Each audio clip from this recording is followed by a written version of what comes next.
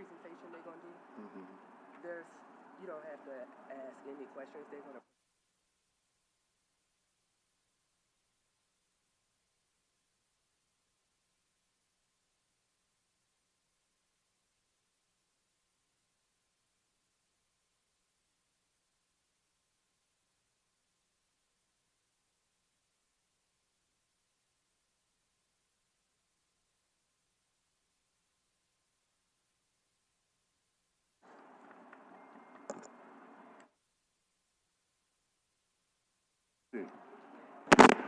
Good morning, everyone. I want to welcome everyone to today's Public Works Committee for 9:30. I'm going to give the other members a minute so that they can come. Hopefully we'll have a quorum. If not, we'll start it as an informational meeting. We want to respect everybody's time. I know all of these great people have companies to run and other stuff to do, so hopefully we'll get started as soon as possible. But thank you all for being in. Happy holidays to everybody.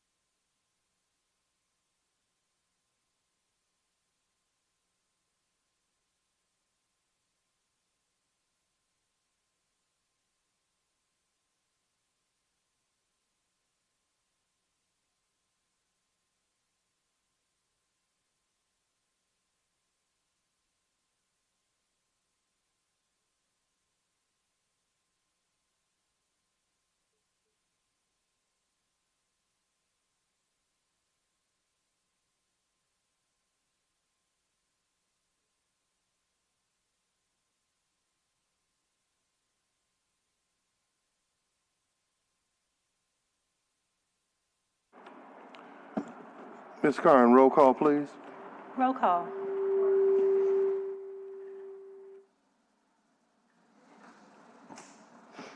Councilmember Thomas. Present.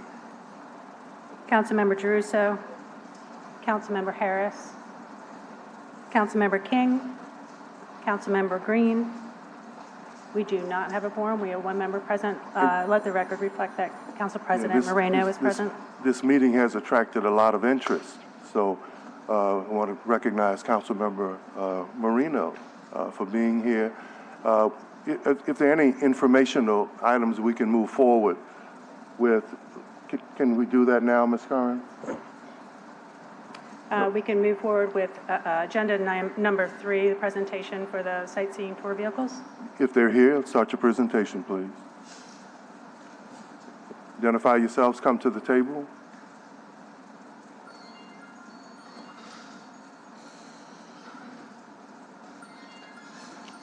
And I think this presentation is just to correct some discrepancies in the code when we talk about per capita fixed route continuous loops. When you talk about sightseeing tours, so this is just a policy amendment we'll make. So give us your name, who you represent, and start your presentation, please. Thank you, sir. My name is Emily Valentino. I am the General Manager of City Sightseeing New Orleans. Since we founded the company 11 years ago, we've been proud to be a locally owned company. Over the last decade, we've established our red double-decker buses, and we've become a valued part of the sightseeing and tourism community. We employ a local team of nearly 50 individuals, And our buses aren't only a fun way to see New Orleans, but many local retailers along Magazine Street, St. Charles Avenue, depend on us bringing visitors from the downtown area and the French Quarter to their districts. Our operation is unique from other sightseeing options. We are per capita, fixed route, and continuous loop services. Passengers pay a fare and can ride for any amount of time that they choose, 1 day, 2 day, or 3 days. And we operate a fleet of vehicles which must be on the route at the same time in order to allow for that hop-on, hop-off rhythm in a timely manner throughout the day. The city code has a CPNC category for sightseeing, which we have been regulated by for 11 years. The city code also has a CPNC category for fixed route and continuous loop services, but that section contains some error after being passed and repealed over time. The code also does not contain a definition for our type of operation. So we've been in operation for over a decade. We have no intention of changing how we operate. We do want to have a correct CPNC category that reflects what we do for the continuity of our business. We want to thank Chairman Thomas for his continued support. We also want to thank Council Members Harris and King, in whose districts we operate in. And also thank you to Councilmember Green and Councilmember Giarrusso for the longstanding support of our operation. We ask for support today for these code changes. We are not coming in a time of crisis. We're coming with a critical request for the long-term continuity and sustainability of our business model. Having a CPNC category accurately reflect our type of operation, it gives us the type of stability that we believe is important in our future. Thank you. No, thank you. First of all, I want to thank you and your company. It's obvious the difference that you guys have made. Just if you're here downtown, if you're in the tourism area, if you have special events, y'all have provided a real valuable resource.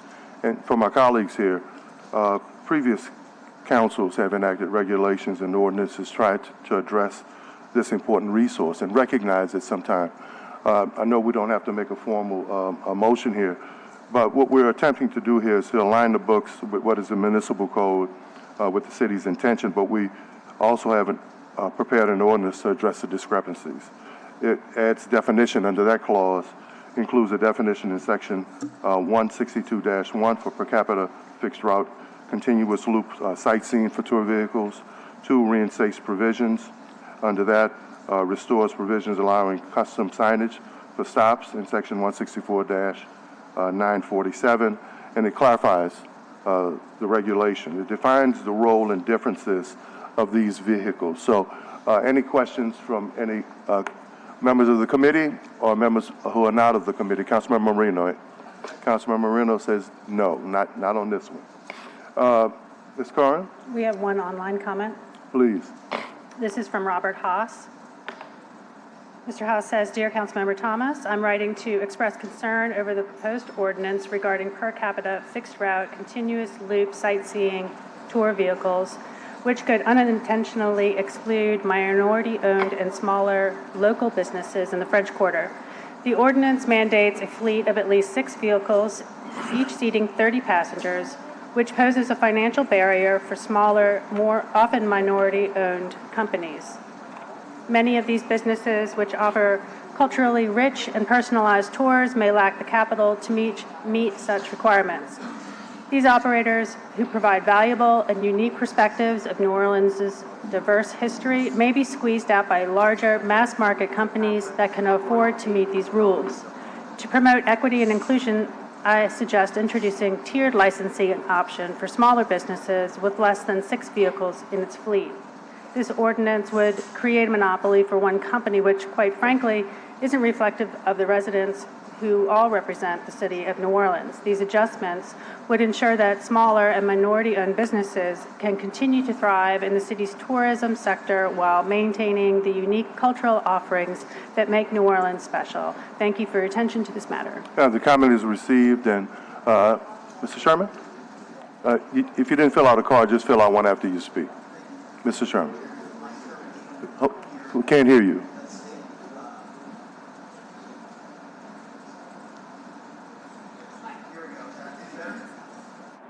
No. No, Mike, if you want to come to the table, Okay. you can.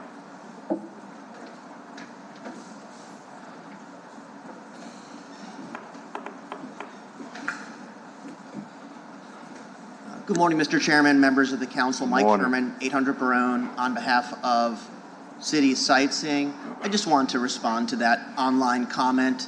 Of course, this council would never consider, nor would we ever request anything that would disadvantage any locally owned or minority-owned business. We are, in fact, our client, a locally owned business. And in fact, the city code allows a single vehicle under a tour bus or sightseeing CPNC to continue to fully operate.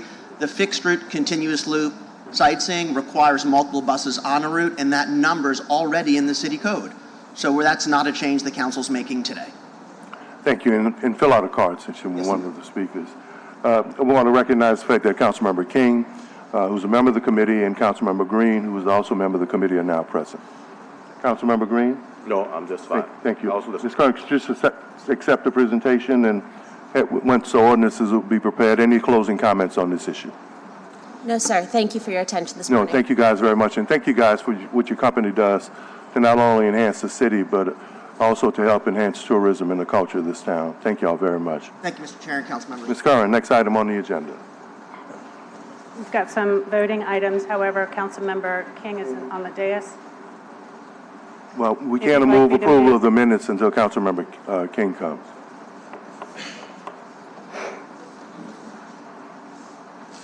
Guys, that's all the informational items. The next items require a vote of the committee. So until we get a quorum, we appreciate your patience. Let the record reflect that Councilmember Morrell is not a member of the committee, but is also present at the committee meeting. Thank you, Councilmember.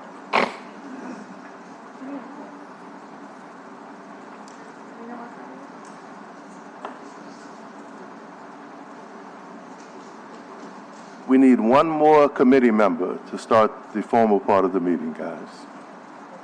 Good to see all those happy faces out there.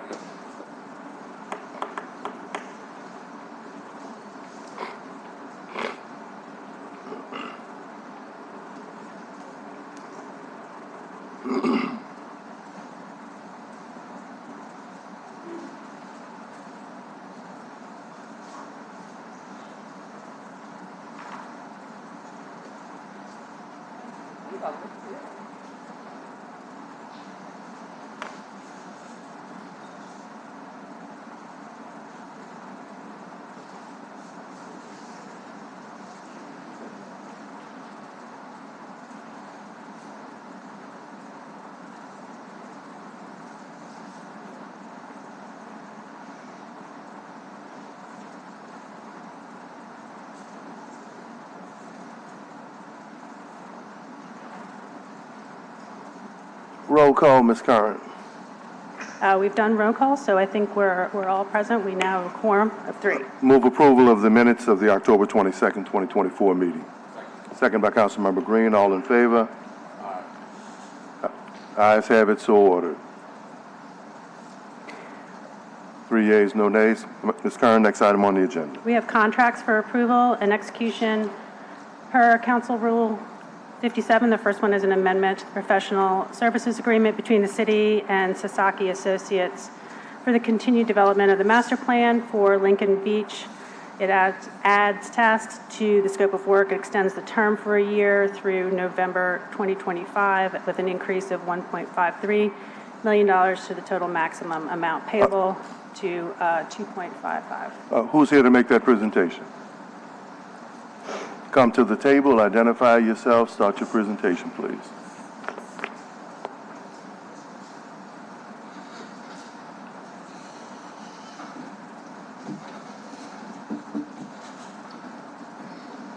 Hello, hi, I'm Sharon Robles. I'm the project manager for the Lincoln Beach redevelopment plan. This is a request to extend Sasaki's contract so that we can get to 30% design plans. When we first awarded the contract, like we knew in general what we wanted to do and design a master plan, but since we didn't have the specifics of what elements the residents wanted, we weren't able to just have one big contract to move it forward. So this is an extension incorporating the feedback that we've gotten from residents at 3 different public meetings throughout the year to move the design forward so that we can deliver the master plan to the residents. So what percentage of this extension is contributing to the minority or DBE portion of this contract? So we actually have, tomorrow we have a presentation in front of the Economic Development Committee where we go into a whole lot of detail about that, but it's going to end up being about 40%. So 40% of this extension also goes to the minority participants in this Yes. contract? Yeah, and they're also, we have more detail again tomorrow in that presentation, but it talks about which specific companies are actually based in New Orleans East. There is the Viavasso Group, also in Orleans Parish, there is Murray, and like multiple different organizations. And you're prepared to make that presentation tomorrow at the Economic Development meeting? Yes, sir, yeah, that's at 10 o'clock tomorrow. Are there any other changes associated with this extension? We're trying to be, there's no other major changes. We did extend it so it goes through November of next year so that we won't be back like sooner than that. Does this extension help us in terms of speeding up the process to Absolutely. phasing in the opening? Yes, sir, yeah. And then explain how it does that. Yeah, sure. So one of the things that's going to happen, well, so we have 2 different organizations that are helping us work on the master plan. So this will help us move the design forward, but there's some basic things that have to happen. For example, we know that the tunnel has to be repaired. We know that the exterior wall has to be repaired. This helps us get those design plans in place so that we can move that forward. And connecting the utilities. Absolutely, yeah, connecting the utilities. One of the things we talked about, this thing had been lingering for 7 years, and nobody ever brought it up, and it wasn't a priority. But when I think I talked to you a couple of years ago, we talked about a phased-in issue. So we don't have to wait till it's totally complete, but we could deal with the city side to talk about open-air market, culture market, or also, once the utilities are connected, at least have some level of access to the beach when it's cleaned and all the environmental stuff is done. This gets us there. Yeah, you're speaking my language. So I'm speaking. What is your language? no, I'm just really excited. I'm so glad that you recognize these plans. So that we're gonna. And I'm just saying that because so many things that it's bandwagon stuff, right? But we talked about that two years ago. Right. Yeah. So we're proposing that we phase. So what this contract does is we're going to have like a phased. It's going to be a phased approach. So the first phase is going to be the quick open, which are some of the things we know that have to get done. For example, the parking lot's going to have we're going to start with a smaller parking lot with 160 parking spaces. We're going to fix the tunnel, remove some of the waterfront structures, but not all of them. And then there will be a phase. So that'll be phase 1. So then there'll be a phase 2, and then phase 2 is going to be the bridge with the utilities. But with this contract, what we're hoping to do is have Lincoln Beach open, safe, very, we won't have like the fancy restrooms yet, but it should be open and safe by next summer. That's what we're shooting for. Thank you. Good. That's the date I think all of us are shooting for. Councilmember Marino to be recognized. Thank you, Mr. Chair. I just have a question here, maybe just a clarification. In the contract summary that we received along with this contract, it talks about that this amendment will add significant tasks to the current scope of work. What are those significant tasks? So these are more of the design tasks to get us to the end, because like I said, when we awarded this contract, we couldn't say you're going to design X, Y, and Z because the residents hadn't given us the feedback on exactly what they wanted. But for example, now we know what they want is like a quiet side of the beach and an active side of the beach. And so we can move forward on designing those elements. Some of the other things the residents are really excited about, aside from the standard things of having restrooms and showers, this also adds the design elements so that we can deliver the things that people are asking for. We're looking at having on the active side more like an amphitheater type area, and then other recreational things either paddleboards or kayaks or both. And so this helps us get to the design elements to make all of those things happen. let's see. It also talks about, from what we were looking at the amendment, that Sasaki to design a community outreach and engagement campaign as well. Tell me about that. Right. So in the original plan, we were the whole master plan and the development is split into 5 different phases. So like the first public meeting that you guys both came to was in January, and then we had one in July, and then there was just one in November. So the last final community outreach plan, or the public meeting, is going to be in next March. But between each of these different big public meetings, we've also had different working group meetings. So there's a technical committee, there's a neighborhood committee, and there's a economic development committee. And so during each of the phases, we've had multiple stakeholder meetings with each of these types of groups. And then we've also had, we have some community fellows. We have 5 paid staffers who like go to different events around town and talk about Lincoln Beach, get them to respond to the surveys. The most recent survey, which, and I apologize if anyone's going to be here tomorrow too, you're going to hear about this again, but for example, we had 300 people respond to the electronic survey, giving their feedback to make sure that the different plans that we've shown, that they incorporate the feedback. So this is actually like certainly one of the most robust community outreach campaigns that I've ever been involved with at City Hall, which is really exciting because it's not so often that we have the opportunity to really engage people and ask their opinion. But we've been doing that this whole entire time. It's been not only like the big community meetings, but multiple working group meetings with different stakeholders. And look, I appreciate that you've been, trying to lean in and get out there to get information. And I do appreciate that according to this, you're also going to be having translation services as well. Yes, in Spanish and Vietnamese. Is there any way that there could potentially be like weekly project updates that, even if it's just a call, just where people can just hear what's the very latest? During the design or during construction, or? I mean, honestly, both, because it's like, I just feel like, and I'm sure Councilmember Thomas gets the same, constant questions. And I get it that you're doing these great community meetings, but it's like, I think there's still a level of uncertainty on some things. Yeah. And if there was the possibility to do weekly calls, even, even a couple calls a month, I think it could be helpful. Yeah, we can do that. During construction, we were definitely planning on doing like weekly updates, like weekly emails. But we can do, let me see with the project team, not so much changes every week, but let me talk with the project team and see at what frequency we can do it. Yeah, we can definitely do that. And then the last question I have, because I know we're going to have a full discussion on this tomorrow as well, is this project, is this extension to this contract taking away from any construction costs for the overall Lincoln Beach project? Well, right now we only have a set budget, but like, for example, it's not included because so let me give you an example. We have never, because we started with $5 million, and so that was the mindset of every time we have any money, then we would like do another piece of work. So my mindset has never changed, that we're still trying to pursue different funding sources. So like, for example, we just applied for a grant from EPA that's administered through UNO, and it's another $1.5 million.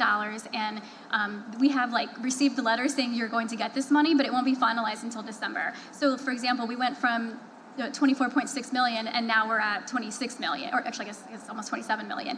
But we can't say that number yet because I don't have a letter from EPA. But we've never stopped pursuing different funding sources, and so our total budget is constantly increasing. We haven't stopped pursuing different funding sources, especially with being recognized on the National Historic Register. We're going to be eligible for some additional funding, and then also we're going to continue to pursue the State Conservation and Preservation Fund. So there's another $2 million there. We've already had those preliminary discussions. So in theory, you're taking away from construction costs, but we're never going to stop pursuing different funding sources. We also applied, I guess it was 2 weeks ago, for additional funding from state capital outlay. So, we have one set budget right now, but it's not going to stay there. It's going to continue to increase. Okay, thank you. Councilmember Green. I just wanted to take an opportunity as you're sitting here before us to just say thank you to you and the team for the work that you're doing to reach out to the public. Yes, you are right. This is maybe going to be an unprecedented project. Maybe the Gentilly Resilience District project was on par with the amount of participation in terms of the public feeling that they actually have a say, that they are participating in the mapping, they're participating in the design, they're participating in even the marketing of the importance of the project. So I just wanted to take an opportunity to thank you for your work and to thank you and your team for your sincerity. I've noticed that at the public meetings, and when we call on you for questions, you all are available to answer those questions. This is certainly a truly historic project.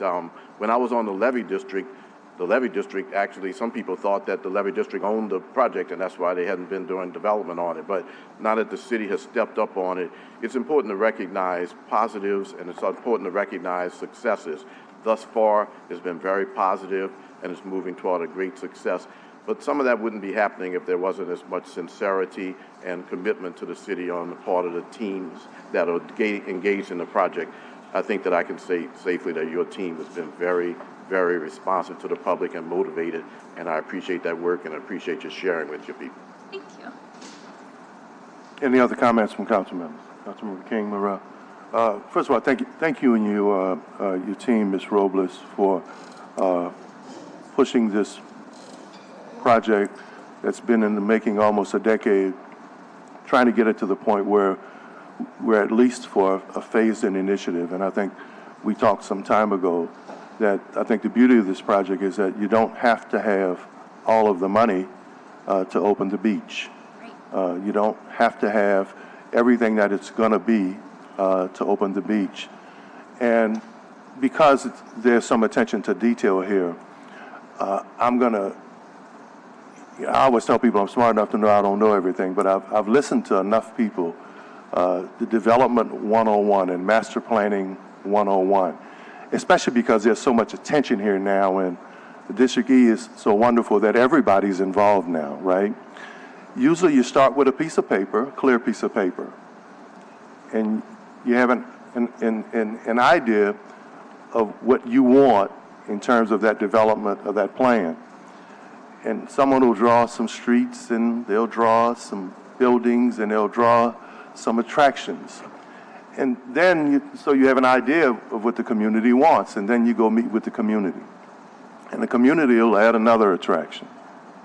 And then the community will say, well, you know, we think this attraction will be better this way. And so think about Disney World. So Disney World is now the Magic Kingdom. But it wasn't the Magic Kingdom in that first master plan. It was Mickey Mouse and some attractions to track. So it wasn't the multi-billion-dollar development that it is. So it's really not that complicated. And I think what the community has said, yes, we want the beach open, but there's some assets, right? And there's some things that we would like to add to that development. So when you talk about cost, it's hard to contain cost of something that's evolved. It's like me and my kids. Right? I have a certain budget for my children, right? Well, as they get older, as they want more, as they deserve more, that budget increases. It was no different when you talk about the development of the riverfront or the moonwalk or the French market of the city in terms of how it grew out. It's not only its usage, but what people wanted and what people needed. So that's going to happen here. I would not want to put a contained cost on an issue like this, because in our conversations and what I've heard from Sage and Bliss and people like Ms. Aben, that we want that entire strip developed all the way around Parish Road, man, connecting to the Green Bridge. So to contain the cost is one thing, but to at least set a footprint in a master plan so that other things can happen. I think that's what you're going to see when we do this the right way. And Councilmember Green, to your comment, the Lakefront Management Authority, I mean, they should be involved with this. They're the ones who cut the utilities. They're the ones who ultimately close the flood wall. So the state has a financial stake in this and interest in this, because it's their lake, it's their levee management authority. So we may be initiating this as a city project, but at some point, the federal government, Historic Society, the city, and the state are going to have to be involved to make this all that it not only can be, but all that it should be. Now, Ms. Robles, if I said anything wrong, you can correct me. No, you're right. And we've already started talking. You said to I'm them. what? You are right. Oh, okay. And we've already started talking to the levy board. They've given us some feedback already on just like preliminary things. And same with the Army Corps of Engineers. We're working with them. Like for example, the Army Corps of Engineers has asked that we submit one permit, everything at one time, and so we're trying to do that. But yeah, we've already been engaging with our partners to make sure that we're. But be more intentional about the communication. Councilmember Marino is right, and I think community members. If you know, sometimes I think we're going out of our way to. I know I have a hard time. There's so many things, and those of us sitting up here, if we could communicate with people all day, every day, we would. But a lot of times that would take away from some of the other work that's being done. So if you could, especially the partners, the people who have made sure that this project is brought to this, if we could be a little more intentional about talking to them about proposed changes, ideas, and remember, phased-in project. We don't have to wait for what I hope will be at some point a $50 to $100 million development.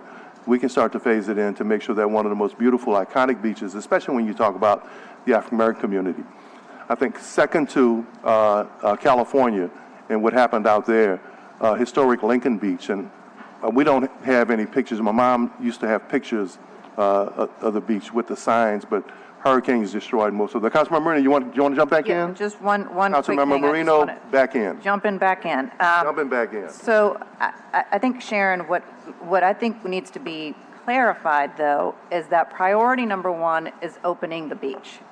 No doubt about it, these additional amenities are really amazing, and I love that everyone's having input on kind of wishes and dreams of what a really amazing, what did you call it, the Disney Kingdom? What is it called? Well, it started at Disney World, but now it's the Magic Kingdom. The Magic Kingdom, yes, Yeah. the Magic Kingdom of Lincoln Beaches. But I just want to make sure that the priority number one is to get the beach open, and then from that point forward, then you build on top of it. I think the concern in the community is that there's all these different amenities that are being proposed and potentially added that's going to eat up the cost and potentially delay the beach from opening at all.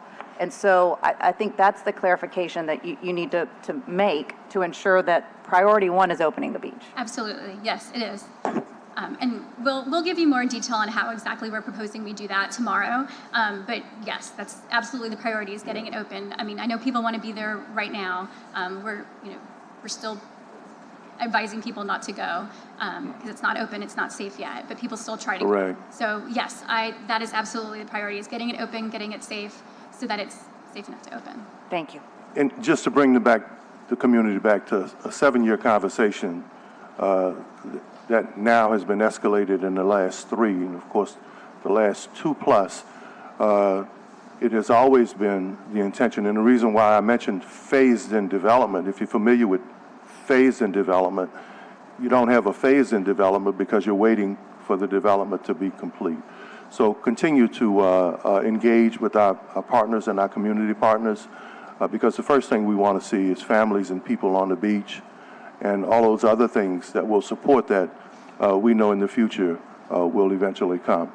We have Mr. Sage Pele, first card. Any online comments, too?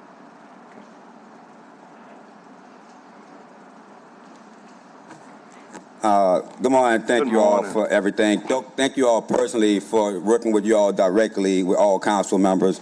Thank you, Sharon Robles, for working with myself and Reggie Ford to help move the project forward. Got my glasses on here. Today is Monday, and this is Monday morning quarterbacking, literally.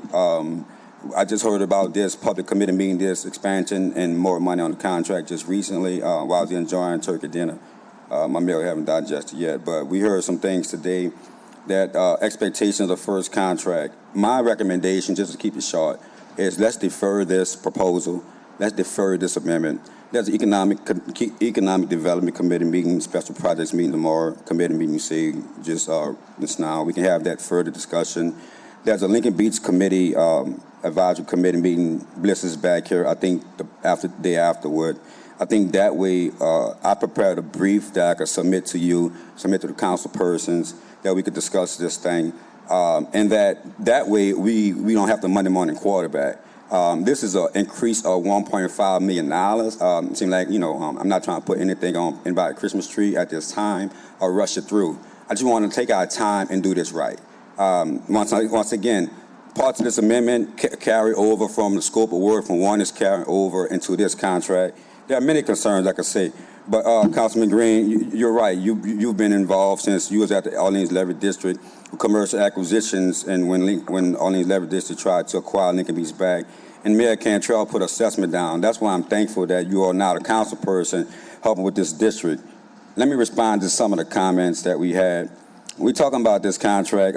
Digital engineering is the biggest part of this. We have not heard any engineering design reports, no public reports from them, no coordination meetings with them nor Sasaki. Sasaki contracts. This amendment is full of many consultants, many consultants. We don't know who they come from, where they come from, what their qualifications are. There are 75 meetings proposed for these coordinators, contracts, consultants, and there are only one community meeting. So we say we value community. In this proposed amendment, there's one in-person community meeting, and there are 6 virtual meetings, and there are 75 consultant meetings. So if we put community first, how does that reflect that? I don't know how much time I have, but we talk about permitting timeline. Permitting should have been done a long time ago. There are things that need to be done. We only have $24 million right now. Let's spend that money to take care of the priorities. Access to the beach. Let's open a park with the money we have. Then you could create a plan, the concepts, with the money that you acquiring in the future. We're not holding up how much Lincoln Beach could cost, but take those $24 million, do the priorities today, just open up a park for people to just come by. That's what we want with that money right now. And then that dream that everybody dreaming on, then you could properly fund that. Thank you. Thank you. Ms. Tricia Wallace.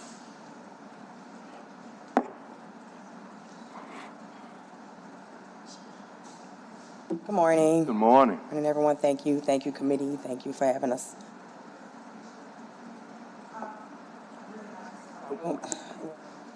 It's one deliverables, right, before we extend the contract. I'm not saying it shouldn't get money. So, of course, we need money to go into the next phase. Just want to make sure the work was delivered before we move on. We've met. We have several meetings, and several questions that haven't been answered. I know you've gotten the emails. We just want to move forward in a positive, productive way, and we want to meet intentionally when we meet, so that we're not just asking questions or being told that we can't understand what's being given to us, that we are met with intention and with actual answers. And that's all I have to say. But I do want to see the phase 1 deliverables before we can agree to, I think that's fair, before we can agree to signing a contract. The meeting is tomorrow. I thought it's interesting that we would, sign this today and then tomorrow find out what was or what wasn't delivered. So that's all I have to say about that. Thank you. Any other comments? And just a clarification. Councilmember Marino again. Thank you, Mr. Chair. Bliss, just a clarification. Nothing's getting signed today. This is just being heard in committee, the contract. We'll have further discussion tomorrow. It doesn't get signed until the full council approves the contract, and the soonest that can happen is on Thursday. So just wanted to make that clarification. Thank you. Thank you for clarifying. Yeah, the chair was going to clear that up. Okay. No. Do your thing.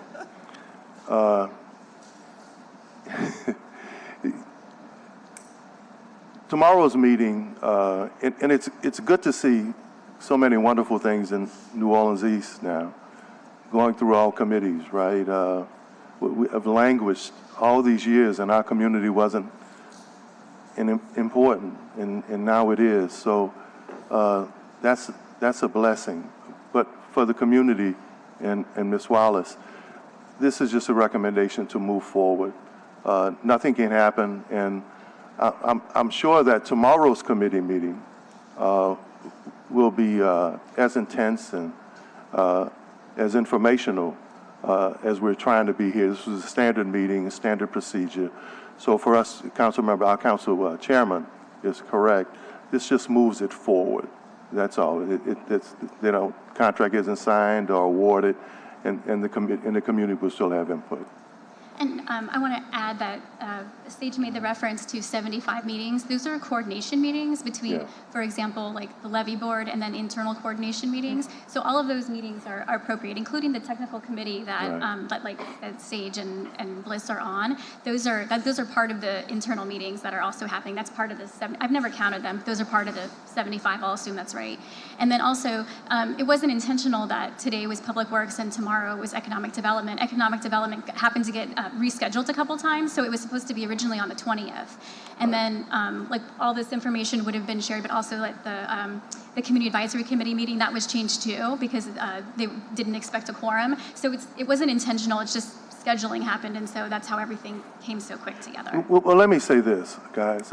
Please be a little more intentional, especially about the neighborhood groups and the people who are here. The one thing this chair is not afraid to make a decision unless there's something legally right, and none of us are always right. Period. And at the end of the day, sometimes you have to make a decision what's best for the community, not just individual interests, people playing politics, or some issues where we don't have all the information.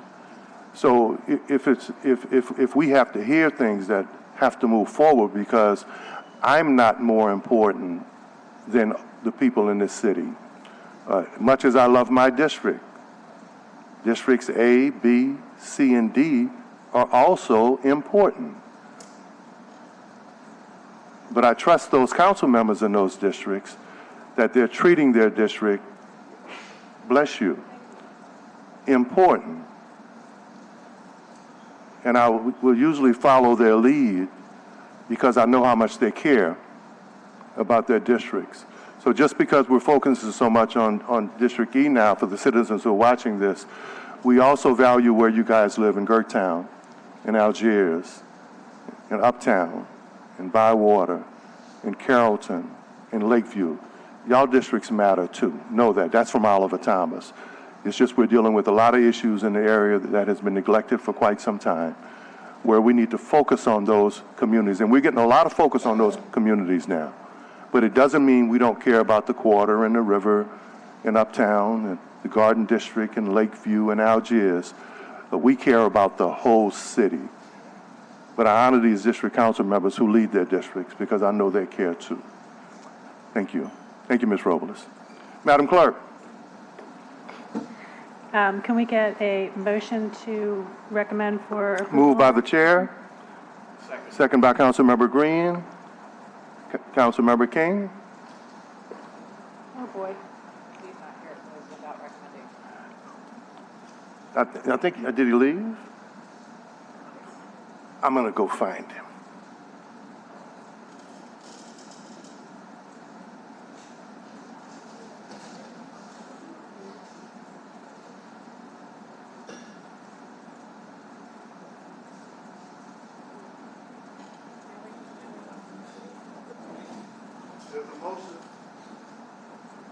There's a motion and a second, Councilmember King. Moved by me, second by Councilmember Green. All in favor? Aye. Ayes have it, so ordered. Thank you, Councilmember. We hate to come hunt you down, man. I apologize. Madam Clerk. We have amendment number 4 to the bid contract between the city and Force One Protection for security services at DPW facilities to extend the term for 1 year and increase the hourly rate for the armed guards to $26 an hour. Ms. Robles. So this is the DPW contract that provides security to all the different DPW facilities, like the boot yard, and we actually did use it for the first part of Lincoln Beach. Part of what they provided were updated, so it's just like a standard to extend it for 1 year, and then they also provided a request to increase the salary for the staff. And so that's what this is for. Yeah, just making sure, not just a living wage, but a wage that people do. Too many people in this city do a great job and don't get paid anywhere near what the national standard is. So I think it's important that the city begin to set the standard, especially in our contracts, that we're at least paying people, if not a living wage, maybe a couple cents saving wage. So thank you for that. Move by the chair. Second by Councilmember Green. All in favor? Ayes have it, so ordered. Thank you. Next contract is a bid contract between the city and Sweeping Corporation for supplemental mechanical street sweepers and operators for Mardi Gras and special events for a 3-year term with hourly rates totaling $1,865 per hour. Mr. Torrey, announce yourself. Start your presentation, please. Good morning, Council. Matt Torrey, Director, Department of Sanitation. I have the next 3 agenda items. So the first item is a contract with Sweeping Corporation of America. This is for supplemental equipment for Mardi Gras and special events, specifically mechanical street sweepers. So this was an ITB that the city issued. Sweeping Corporation was a low-cost bidder. It's a 3-year contract with Sweeping Corporation to provide mechanical street sweepers with operators, which will primarily be used during the Mardi Gras period to assist the city with cleanup. Any comments from council members? Councilmember Green. I'm just going to ask you to clarify for the public the figure $1,865 per hour. I might as well save us the questions on Nextdoor and other sources. So the bid on this is broken down into 2 components. There's an hourly rate for the actual mechanical street sweeper with operator, which is $275 per hour, and then for a supervisor, which is $215 per hour.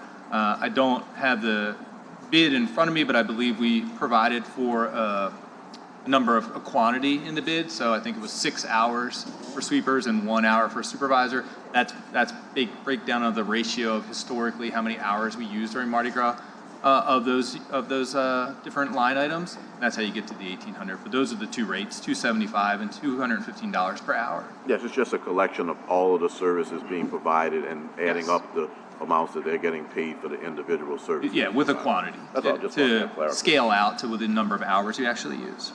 All right. Any other comments from council members? Moved by the chair. Second by Councilmember Green. Councilmember King. Moved and second. All in favor? Ayes have it. So ordered. Thank you. Thank you, Mr. Story. Next item on the agenda, please. Any online comments on this? No online. Next item, please. It's a bid contract between the city and Ramelli Janitorial Service for supplemental labor for Mardi Gras and special events, 3-year term, hourly rates totaling $2,856. Mr. Torrey. So this is another contract for this one for supplemental labor for Mardi Gras and special events for the Department of Sanitation to utilize procured via invitation to bid. Ramelli Janitorial Service was the low-cost bidder. Again, the department issued a bid that had a ratio of hours based on past use historically from Mardi Gras. So while you see a larger number there on a per hourly basis, the breakdown of cost per hour for this contract is for laborers, $27.27. Backpack blowers with operators, $36.00. Supervisors, $29.27. And transport vehicles, $39.49. Any comments from council members? I have one card, Mr. Jordan Bridges. Mr. Bridges.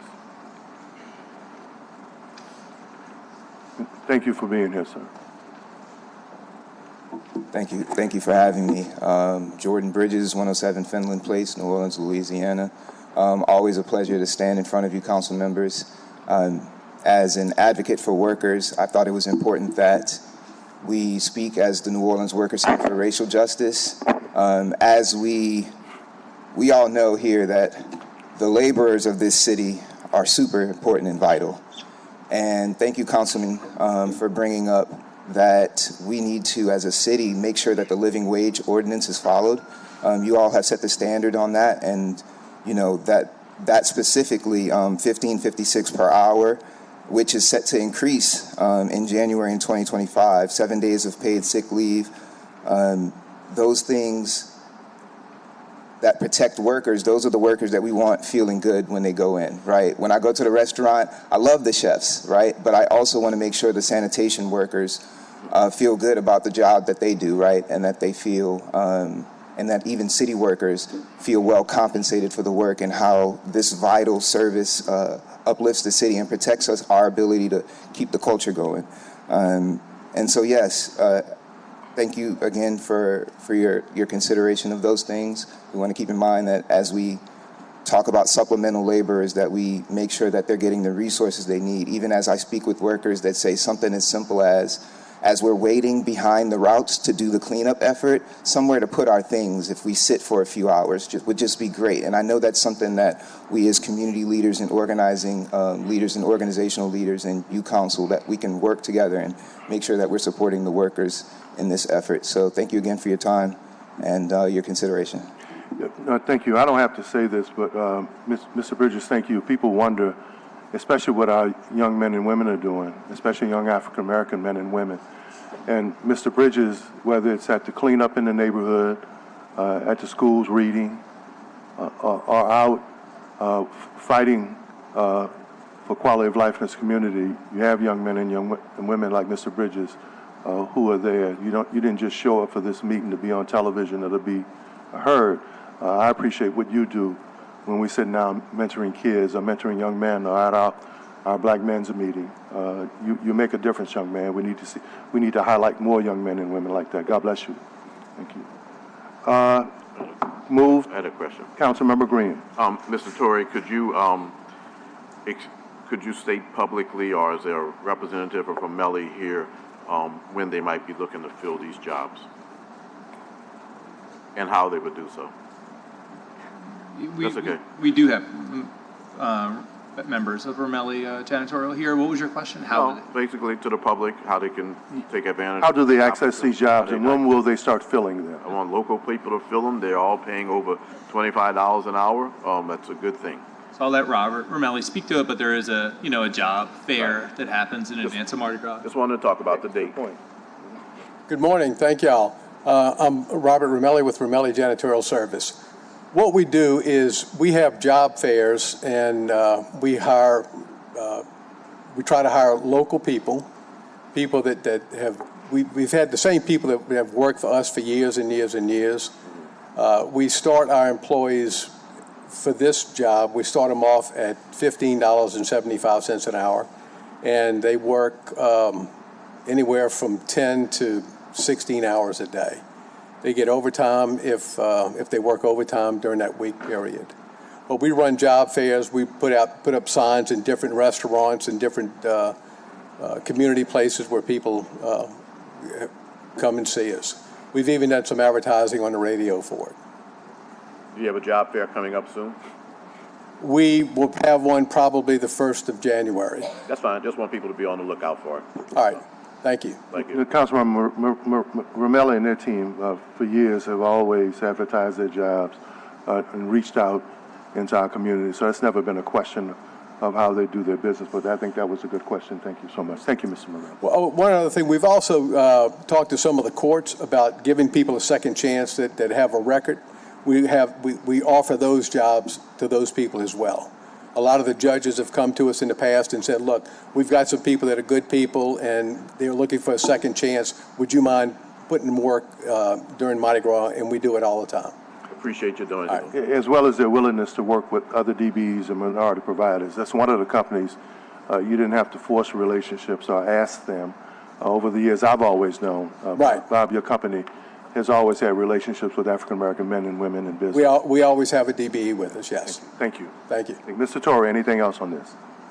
No, just to add, though, so in addition to Ramelli as our contractor for supplemental labor, the city continues to partner with Job One and Equus at Job One to supplement our workforce. So they will also have a similar workforce that they recruit and hire that will work with us during Mardi Gras as well. So we do have two workforce streams that are feeding into us because the demand for Mardi Gras is obviously quite large. Councilmember Green. Just one more thing. I did want to take an opportunity. I could have waited until we voted, but I wanted to applaud the sanitation department cleanup crews for the work that was done this morning, very early, after the second lines of yesterday. Great job that was done.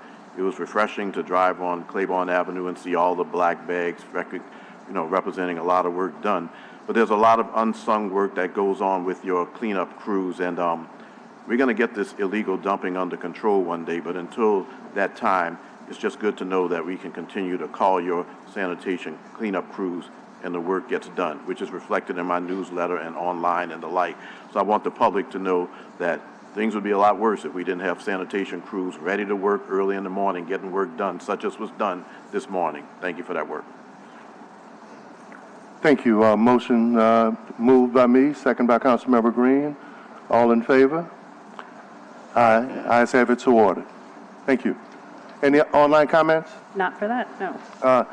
Item E on the agenda coming up, I tell folk all the time, I may chair a few committees, but I learned from Jim Singleton and Dorothy Taylor and Joe Giarrusso and all of the Ray Council leaders that it may be my committee, but this is Councilmember King's district. So with that, I'm going to yield to him. We'll have comments later as we participate, but because it's your district, sir, I'm going to allow you to take the lead. Thank you. Thank you, Councilmember Thomas. Good morning, Mr. Torrey. I'd like you to start your presentation.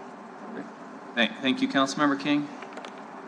So this presentation deals with Service Area 5 and the update there on the RFP and corresponding contracts. So in May of this year, the Department of Sanitation issued RFP 3939 for sanitation services in the French Quarter and Downtown Development District.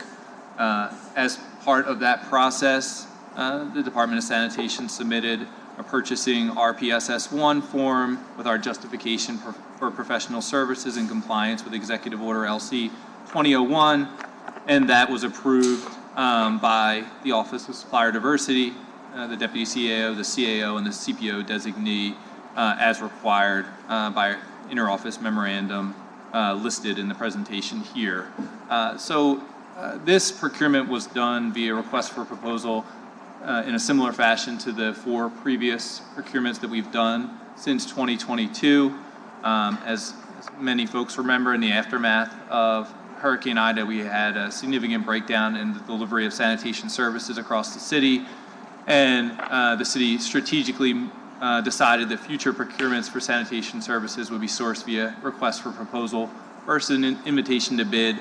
And the driving force behind that decision was that an RFP would allow the city to provide the best value rather than the lowest price for these critical professional services. So beginning in 2022, continuing on to 2024, we've released RFPs, awarded and negotiated professional service agreements for sanitation services in areas 1 through 4.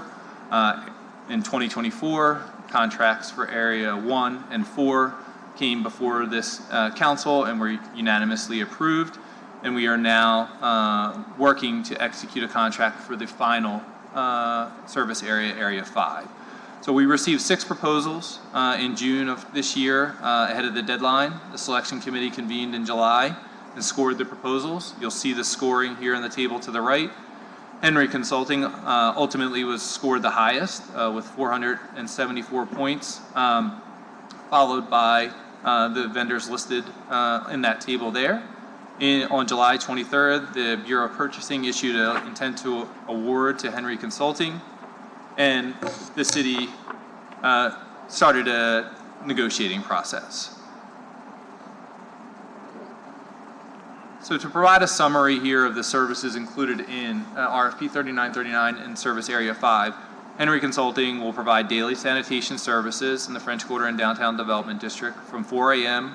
to 12 a.m., so for 20 hours daily, 365 days a year.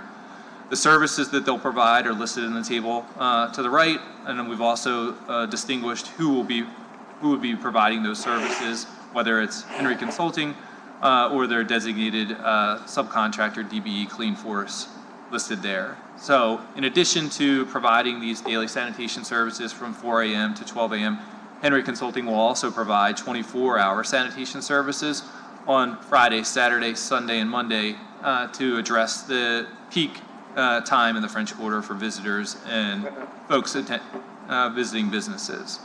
Henry Consulting will provide cleanup services for Mardi Gras and special events in Area 5.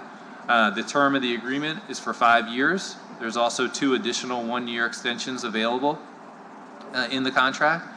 And this contract had 100% DBE participation via Henry Consulting and Clean Force LLC. As I mentioned, after the intent to award letter was issued in July, the city and Henry Consulting immediately began contract negotiations. These negotiations between the city and Henry Consulting resulted in some changes. While rates were not increased, we did provide additional service within existing scope to ensure that the city's needs were met in this service area 5. The 2 changes that were agreed to resulted in a net annual increase to the contract of approximately $463,000. You see the 2 items here listed below. The first was for extended public trash receptacle and manual litter collection services. So as I mentioned, we agreed to extend the services provided by Henry Consulting beyond the standard 20-hour window to include 24-hour service for Friday, Saturday, Sunday, and Monday during our busiest time period. This was in direct result to feedback from the business community on trying to address that time period and that busy period in the French Quarter. The additional cost was $24,000 per month or $290,000 per year for those extended services. The second change was related to special event services and was due to an assumption correction in Henry Consulting's proposal. So we revised the crew shift hours from 8 hours to 20 hours for special events, which is what was needed.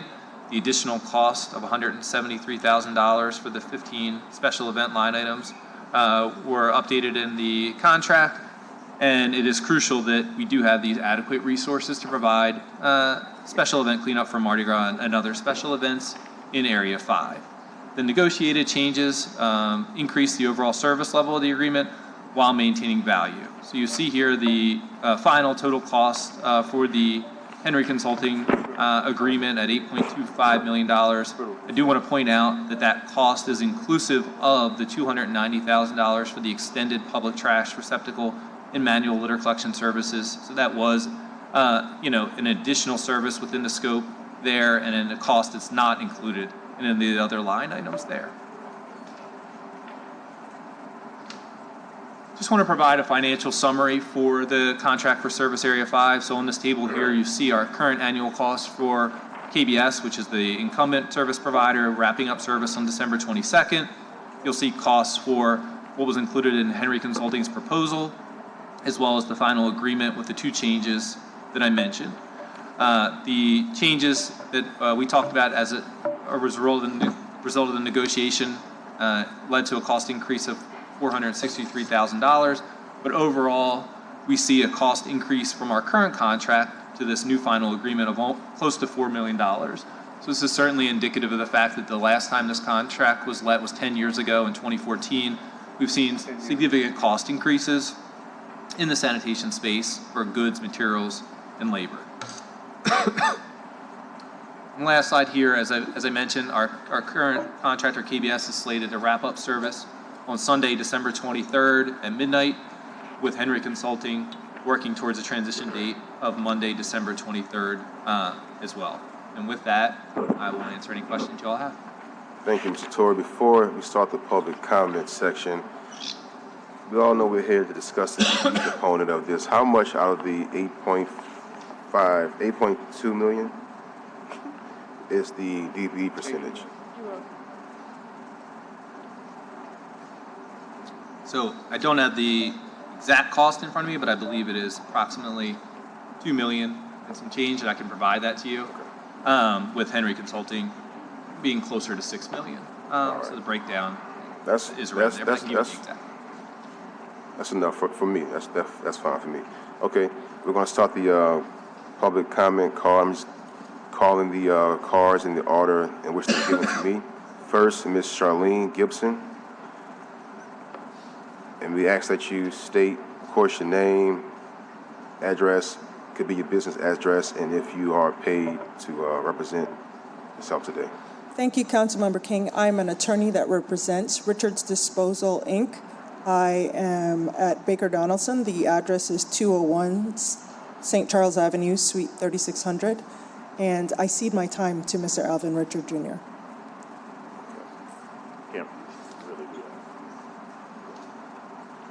I don't think you can cede your time. Yeah, the rules is that you can't cede time to another individual, but you can use your time or forgo your time.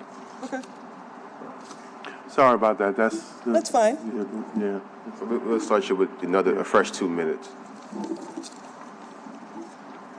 I will just use my 2 minutes then to make two brief points. That in Louisiana, a contract is offer and acceptance of certain terms. Henry Consulting solicited and induced Richards Disposal to give Henry Consulting a price proposal prior to submission of their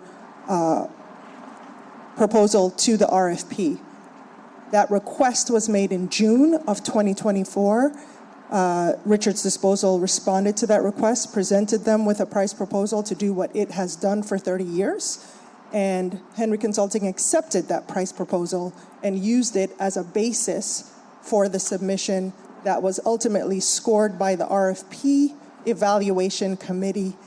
And Richards Disposal's references on sanitation services, Richards Disposal's experience and operations for over 30 years as a garbage company specifically specializing in sanitation services were the basis of the interviews, the over 60 points allocable for that particular past experience rendering similar services to other parties, and all of those point allocations that reflected the #1 ranking of the team of Henry Consulting, with Richards Disposal performing the sanitation services scope of services specifically, is what resulted in Henry Consulting being awarded the intent to award contract.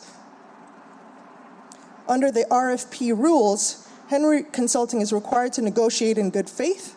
The only acceptable basis for a change of a DBE post-RFP award, according to the RFP documents itself, is if Richards Disposal is unable to perform the specified work.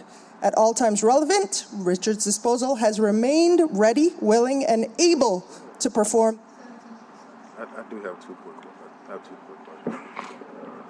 That's your time, but I have a follow-up question. Councilmember Moreno. My question is, was the initially agreed upon pricing roughly $2.6 million annually? Yes, that's inclusive. Yes, it was. And so that makes up 37.4% of the contract, is that correct? Yes, okay. That is correct. Thank you. So I have two questions. Yes. Thank you. Thank you, Ms. Councilmember King. My understanding is that was any equipment or other accessories purchased in anticipation of this contract? Yes, council member. And can you give me a number of how much that amount of equipment was? Specifically, the RFP technical requirements required that at least 4 trucks be purchased. Okay.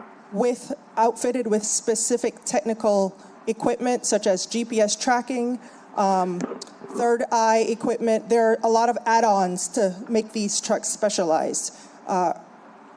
After the intent to award, Richards Disposal dispensed in excess of $1 million to quickly acquire those trucks. There's a lead time, before December 23rd to be able to have that equipment ready. All of those equipments were purchased by Richards Disposal.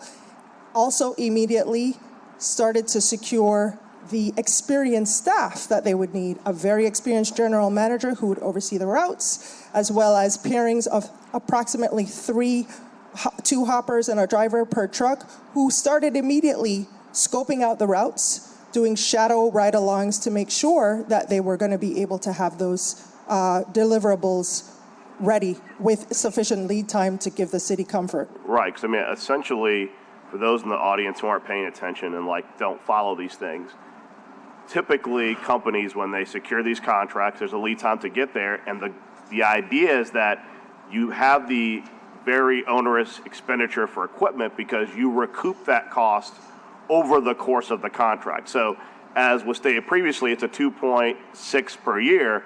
You basically upfront already spent 1/3 of a year's contract. That's not 2.6 million that goes to Mr. Richards' pocket. That's for the contract. So after subtracting the cost of workers and for all the associated costs, you gradually over 5 years recoup the cost of the equipment itself. That is correct. So as of right now, he has the expenditure, but now he's not in the contract. He's in the hole. Okay. A couple million.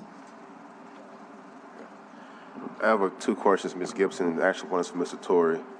Ms. Gibson, you mentioned that there was a contract or an agreement between the two parties, Richards and Henry Consulting. Is there any proof of that agreement? Yes, there are email exchanges. There was a solicitation for Richards to provide Henry Consulting with their price proposal, and there is communications back and forth where that submission was made from Richards Disposal to Henry Consulting. That submission was accepted. That then was added to in the form of a management fee and submitted to the city. But I also want to take the opportunity, Councilmember King, to recognize that Louisiana does recognize oral agreements, and there have been several months of communications from June 2024, July 2024, August 2024, September 2024, October 2024 about the preparations that Richards Disposal was making to be ready, and in fact is ready as of tomorrow to start completing this work. But they are ready to perform on December 23rd as well. Okay. And Mr. Torrey, Ms. Gibson also stated that after the contract was awarded with Richards being the sub, that was changed and that's not legal. Is that correct? So we were approached by both parties, Henry Consulting and Richards Disposal, in October. They expressed that they were unable to come to an agreement for the prime and subcontractor relationship. We, as the city, implored them to, work through their issues to come to an agreement for the best interest of the contract. Ultimately, Henry Consulting informed the city that they were unable to reach an agreement, and at that time, the city, in the essence of time and needing to have a contractor in place, allowed Henry Consulting to replace Richards Disposal with an equivalent subcontractor. So at that point, they came to the city with Clean Force. The city reviewed Clean Force. Clean Force is the incumbent DBE on our contract. The city evaluated that replacement. They are an equivalent replacement. We didn't see any service degradation. They were a DBE, maintained 100% DBE participation, so it's not unprecedented for a prime to replace a sub. While we never look for that to happen, it does happen from time to time, and the city's role is just to evaluate whether it's an equivalent replacement and whether service would be impacted. Councilmember King, I'd like to correct the record for on one point. When there was a communication sent to the Office of Supplier Diversity that there was an inability to reach an agreement with Richards Disposal, for one, the basis for changing a DBE is not inability to reach an agreement. It is inability to perform, which is not present here. Secondly, when that communication was submitted to the Office of Supplier Diversity, there is a 3-day window when the DBE that is proposed to be replaced can lodge an objection to that replacement, which Richards Disposal timely did, which the Office of Supplier Diversity acknowledged and scheduled a meeting within that time period. On the morning when the meeting was supposed to occur with the Office of Supply Diversity, we were told that the meeting would be canceled on advice of council because council had been engaged, and we had not heard anything further from the Office of Supply Diversity. Mr. King, can I ask a follow-up question real quick? This is pertinent to this line of Sure. questioning. I just want to lay the ground rules. For any of my colleagues that want to jump in, feel free, because I don't want you to lose your train of thought while... Yeah, and just to make it official, I had ceded, as I was taught to do by some of the great leaders of this council, because it was Councilmember King's district, I ceded, and this is important in this district, and his conversations with me, picking up the trash in the Vieux Carré, French Quarter, being prepared for Super Bowl and the Mardi Gras and all those events. So I ceded this chairman of this particular issue to him. So sorry, Councilmember, go ahead. You're good. Again, anyone want to jump in? Just go ahead. I guess what is really bothering me, Mr. Torre, is process.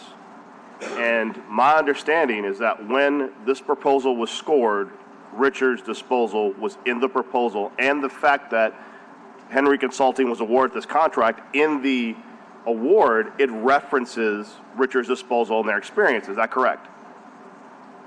No, I'm not aware of that latter point that you just made. So when there was no reference to the sub whatsoever in the awarding of this contract, that's your position? No, in Henry Consulting's proposal, of course, they referenced who their proposed subcontractor being Richards. Were they given points by having Richards Disposal in the contract? I can't speak to the selection committee scoring. Okay, I think someone else is going to tackle that. I guess my question is, it's very disconcerting to me and the public, and for the purpose of transparency, if you have a group come up and say, here's our team, and you score the team, and then there are some issues, and a member of the team is kicked out, the city's position, and you represented is, we don't care who the team is. Well, if you scored the team, and then the team changes, I think that it is very reasonable for the public to go, that doesn't look right.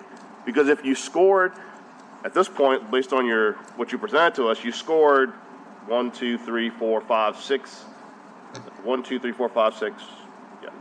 different proposals. You scored 6 different proposals. You looked at who was in those teams. You're awarded points based on those teams, and a person won based on a team that then you could, and I'm going to be clear because you've said very carefully, and this was the appropriate venue to say it, the council was not informed that the sub was swapped. Is that correct? Correct. Okay. So the council is following the process. We see Henry Consulting, Richards Disposal. Then, at this late hour, post-October, we find out, nope, team's been switched out, we're moving forward with no opportunity for the council or public to have input. This is our input right now. And just to be clear, the reason why we have this meeting is because during the last series of trash contracts, we changed the ordinance to make you come here, correct? Yes. Okay, so public, the reason why you have transparency in this contract is because the council made this transparent. I think that our concern remains that what you're creating is a precedent that the person you show up to the dance with, if you decide you want to swap partners for whatever reason, it doesn't matter how your original proposal is scored. Because if you could find someone, a new partner, who will take less money or whatever to make a better deal, then you can continually swap partners out until you change the ratio on the contract or who's performing it. If we're going to award contracts in a transparent process, swapping out the person at the last minute without rebidding the contract, it really sets a very poor precedent for the transparency we sought to have in this process. And just to, I'm reading from the RFP, section number 6, evaluation. There are 5 RFP evaluation committee members. Each committee member can score each team a total of 100 points. The point allocation were as follows: 30 points based on qualifications and experience of the company, demonstrated experience providing similar services to other entities. The reason why Richards Disposal was asked to join this team is because Richards Disposal has done sanitation services for 30 years, and they provided Henry Consulting several client-customer written references which were required as part of this submission. Henry Consulting could otherwise not provide references for sanitation services. There were a total of 30 points allocated to qualifications and experience of the company. Experience of key contract personnel. There are another additional 30 points, separate and apart, for service operating plans and capabilities. One of the criteria for the service operating plans and capabilities are the features and functionality of proposed vehicles and equipment. This is why the sanitation services contractor, Richards Disposal, prioritized acquisition of the features and functionality of the proposed vehicles and equipment. There is a shortage of these trucks. The RFP required trucks dated 2024 or later. We are still in 2024.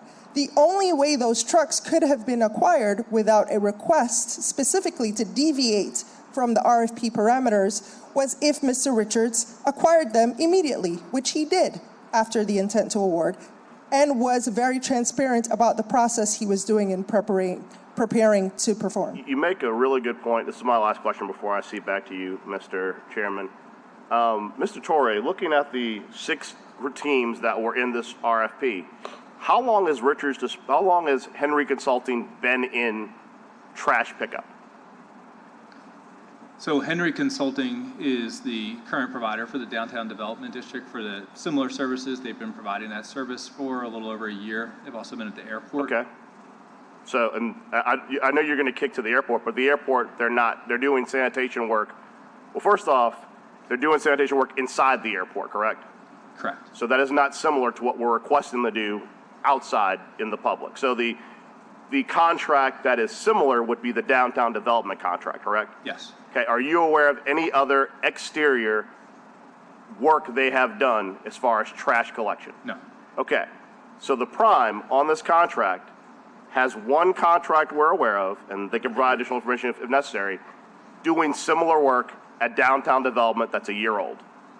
Correct. Okay, Richards Disposal, their partner on this contract, has 30 years of experience. Curbside collection, which is very different. Part of the RFP required that the people proposing to do the work would provide a list of different groups they've done the work for, as well as recommendations from prior clients. So how many of those letters did Richards Disposal provide, since you represent them, ma'am?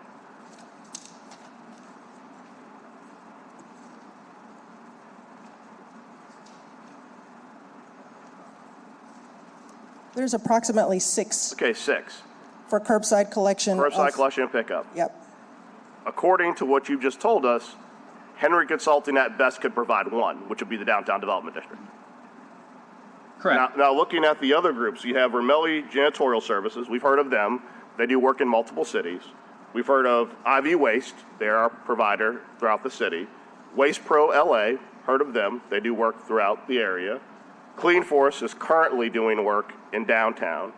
I'm not familiar with Keller, Meyer, Bergerons, and Services, but my point is, to the point made by this representative, the experienced person who got the scoring that high was the one with 30 years experience. It just seems very odd that after receiving the scoring, after having used the letters of recommendation, after having stood on the shoulders of that experience, and I mean, I'm sure this will play out in the lawsuit, figuring out why the agreement fell apart, but it's very concerning that a swap out like that could happen without there being a new process. So I want to provide some clarity on the sanitation services that are being alluded to, and I pulled up slide 2 back up so you can see here. So in the RFP, there are 10 areas within sanitation services. This conversation is largely focused on the first 2 of the 10, solid waste collection and recycling collection, which was what the subcontractor was tasked with doing initially, Richards Disposal, now Clean Force. The other 8 sanitation services, which make up the majority of the services in the contract, are what are being provided by Henry Consulting and what Henry Consulting is providing in the DDD. When you talk about who has experience providing those 8 services, which make up the majority of the contract, very few companies in New Orleans provide those services currently. Richards Disposal does not provide those 8 services. Waste Pro Louisiana does not provide those 8 services. IB Waste provided those services via STT when they had this contract 15 years ago, so they certainly do. Clean Force and KBS are both prime and subcontractor incumbents, so they do. But to provide these 8 services, which are complex services that happen in the outside area for 20 hours a day, is a rare ability. So for Henry Consulting to have that credential in the DDD, when we're talking about it, we need to make sure we're talking about it in the context. There are a lot of companies that provide solid waste and recycling pickup in the city of New Orleans and do it well. There are very few companies that provide these 8 services. In your scoring, did it reflect the separate scoring on those points? the scoring is reflective of that in that So area. the scoring separately said that Henry Consulting scored better than SDT on those 6 things. And in this, Or were the scorings a composite of looking at the overall proposal and saying, here's our recommendation based? What I'm saying is if I pull those scoring sheets, are they going to show you scored all those things separately? No. So I get what you're saying, that the experience is segregated based upon what they're expected to do, but you don't score each of those individual things separately in a way that we can review. you don't. You would have to go back and listen to the conversation that happened in the select committee and read the detailed line items on the scoring sheets to see what people listed. If I go pull those scoring sheets, you're going to tell me I'm going to hear something saying that public trash receptacle collection and maintenance, Henry Consulting is superior to SDT's proposal. I'm going to hear that. I'm going to see that in the notes.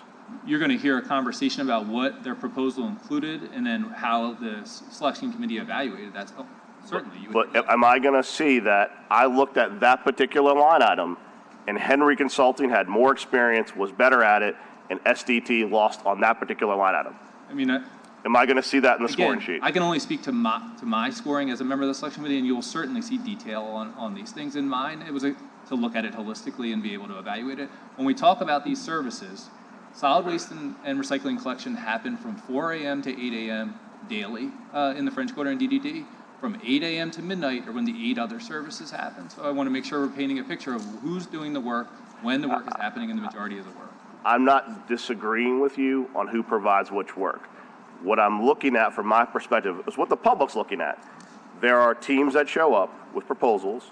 There are criteria they have to meet. The point that this what's your name again, ma'am? I'm sorry. Charlene Gibson. Ms. Gibson is accurately portraying is there were teams and there are requirements to be a qualifying team. One was providing extensive references showing that you had years of experience doing this work, okay? The way this team was put together, and teams are like that, you all share the pros and cons of being in that relationship.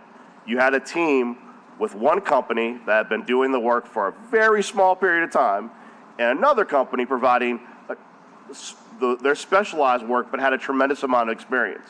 Because of that, partnering with that person on your team, you were able to create an experienced team together with the combined experience saying, this is an experienced team, okay? That is how you scored it, and that is how the public viewed it. I remain that my concern right now is the process. Swapping someone out in October when the contract is supposed to go live in December is problematic. I will tell you, because there's two of the 4 lawyers up here today, the fact that you've got a potential very significant detrimental reliance claim against the primary on this contract in the city as well is problematic. And I know you guys have sidestepped that, but it's actually problematic because even though you're saying they can swap them out, when the award was given, it was based upon the scoring of a team that included Richard's Disposal, a team that had provided information, time, reference letters, and the like to help secure that contract. Based upon that contract being secured, they went out and spent money to participate in that contract. I get from your point, and I guess I would disagree, your position is the city's agnostic as long as the work is done. I think that's a very awful precedent to set, because for future companies that could then use people to get a contract and then swap them out, and the city's position is, we don't care as long as the work is done, you allow people to potentially mislead hardworking DBE companies, family-owned companies who've been in the city of New Orleans for years, to secure contracts and then swap the people out. Like I said, we don't know why you were swapped out. I know you're in litigation. That'll probably come out, but that's not a precedent we should be setting, that you could show up to the dance with one person, and then if you see a better looking person, you could leave them on the curb.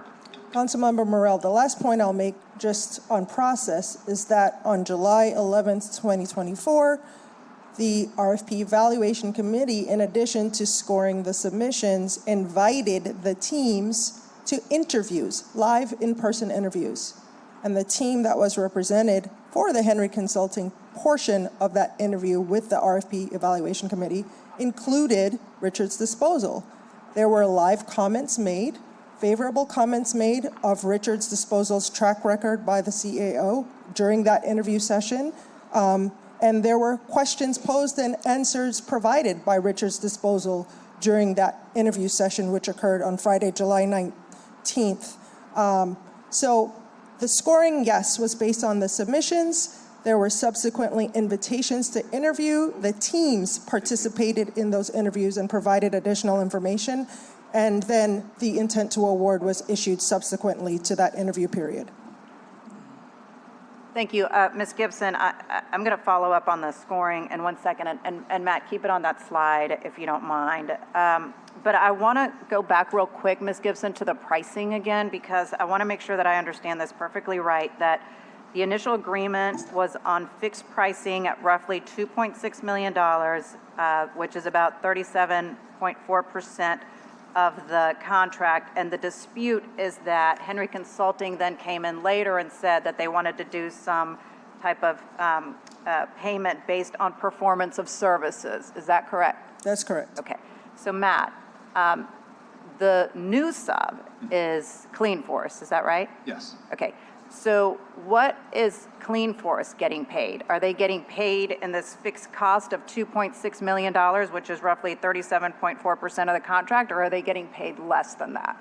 I can't speak to what the agreement, and I don't even know if there is an actual executed agreement between Henry Consulting and Clean Force at this time. So the city historically is not involved in those negotiations or a party to those agreements. Okay. Well, I'll ask Henry Consulting when they come up. I'm sure they'll be making public comments on what that payment looks like there. Councilman Moreno, I'd like to make a clarification. The city is paying for curbside collection of sanitation services and curbside collection of recyclable materials on a fixed monthly cost. Mm-hmm.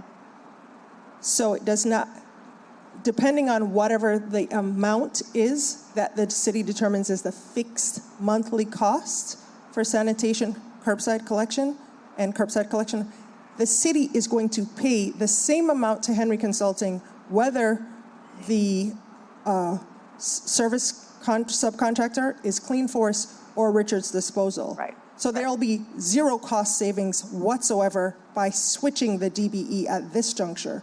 The city is going to pay the same amount no matter what. Yep, I gotcha. Matt, if you said earlier that you figured it was about $2 million on the sub. Where did you get that number? So we calculated here in our agreement, as was just mentioned from the speaker as well, that what the city is paying Henry Consulting for solid waste and recycling services is $2.6 million. I know we looked at some DBE3 forms that were submitted in consultation with some of the council offices to try to provide some context to how those costs related to the overall contract costs. So we looked at those DBE3 forms, which were submitted with Henry's initial price proposal, which included a breakdown of Richard's Disposal, what they would be paid on an annual basis versus Henry Consulting. Mm-hmm. Okay. Let's talk about the scoring real quick, because in taking a look at all the scoring sheets, and I read all of them, so there's a couple reasons. Well, first, let me go back. So just so everyone is fully understanding this, so the changes to this contract, there's two specific points. One is the revision in special event services, correct? And then the other, of course, is the switching up of the DBE sub. I think what's interesting in taking a look at the scoring is that there are some reasons stated in some of the scoring sheets for the high scores for Henry Consulting, and that includes the advantageous pricing for special events and that the DBE directly contributed to the proposal. And if we take a look at the scoring sheets and go back to the original, to the sheet that you had a second ago, when JP was questioning this. So Matt, I am not doubting that you had conversations about these things, okay? I'm not at all. I don't want you to think that I am. But they are definitely not mentioned, I mean, at least I haven't been able to find them, in your notes from your scoring sheets, like these specific things. But what is mentioned in your scoring sheet as something that is advantageous is that the DBE did contribute directly to the proposal. That's in your notes. And then you handwrite in here as well, reasonable pricing for sanitation services and special events. And so I think that needs to be made clear that, you know, having Richards as part of this proposal and the special events rates were one of the positive things about this overall proposal. And now those things are gone. And so I think that's why, you know, obviously we're having so many questions about this, and the fact that, as Councilmember Morell talked about, we weren't filled in on the process. And look, I know that certainly, you know, that this has been a tricky one, because obviously we're up against the Super Bowl, and we want to make sure that there are sanitation services for the Super Bowl, and we'll ensure that that happens. But at the end of the day, this is a $73 million contract that we are going to be stuck with for at least 5 years, and potentially more than that if there are extensions. And I do find that it is really problematic that the two things that were one of the reasons why this particular proposal scored high are now gone and eliminated. And so I just wanted to put those things on the record. Thank you. So, yeah, and I guess just to respond to your point, so I don't know if we want to go through all of the scoring criteria, but the specific items you mentioned, first being DBE and whether a DBE contributed directly to the proposal. So that section provides the opportunity to give 2 points out of the 600 points to the vendor if the DBE contributed to it. So you're right.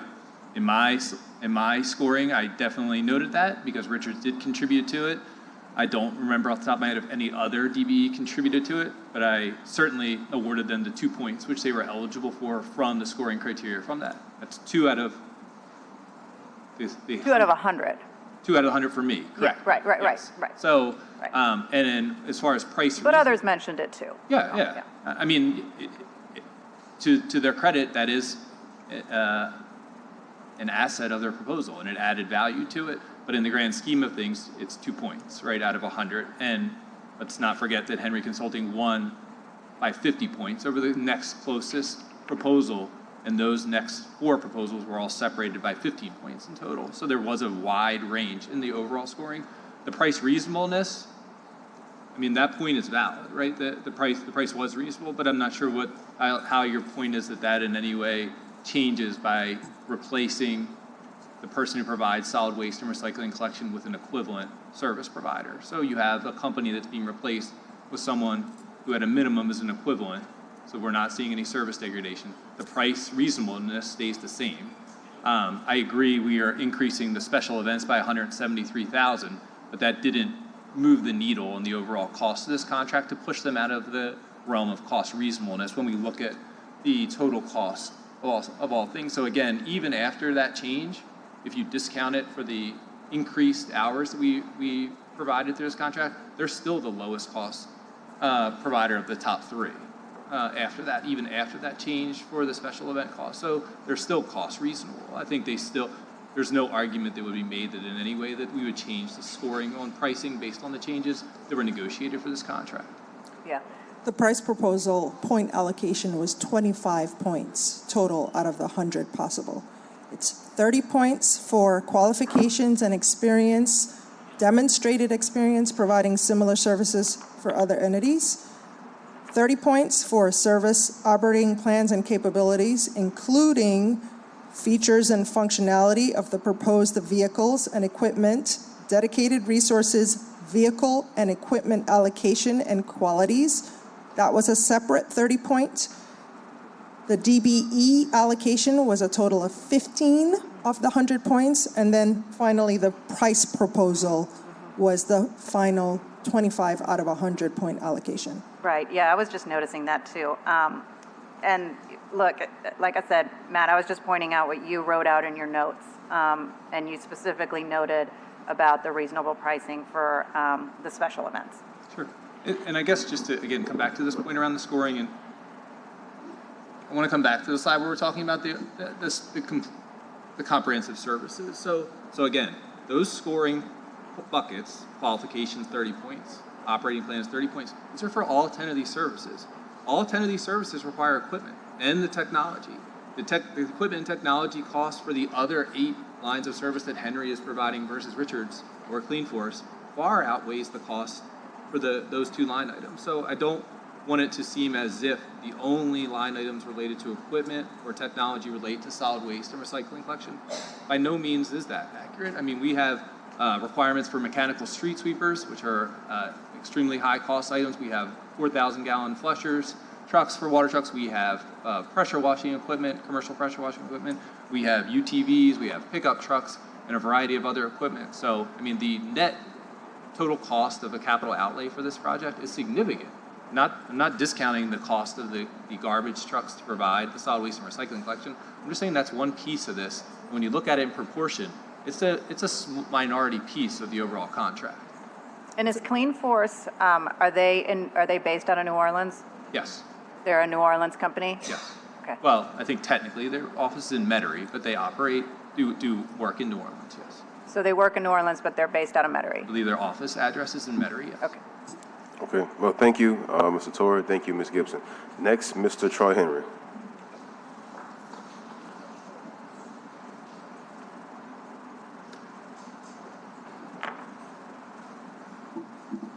Good morning, Council. My name is Troy Henry. I'm managing partner at Henry Consulting. We are a company that provides a range of services, business services. And the way we do business is we do business with structure. We have contracts, we have commitments. In our office at headquarters, we probably got, I think, over 15 advanced degrees. So we make sure that we do things in a proper way. We also have 7 operating companies. We also have relevant experience. Most of them are in your districts. Superdome, we do. Airport inside and outside, we do. The DDD, we do. And I want to thank you, council members, that gave me the opportunity to at least discuss this opportunity. I don't understand how someone could take a position without even hearing both sides. I want to talk a little bit about the process. We sought out Richards Disposal. Despite their checkered past with the city, we did that because we thought 100% DBE solution was the right solution. And it was a unique differentiator for us. We also assembled a team with Brandon Henry and David Cody. David's a Harvard undergrad, Stanford MBA. Brandon is also an MBA, who pulled our proposal together. We collected content, pricing, and assumptions from Richards Disposal. Then we, in turn, perform a risk assessment, a probability analysis, and a management assessment on all of the scope areas, including our subcontractors. At no time did Henry Consulting represent a guarantee in scope of money to Richards Disposal because we didn't have a guarantee in scope. We didn't even have a contract with the city.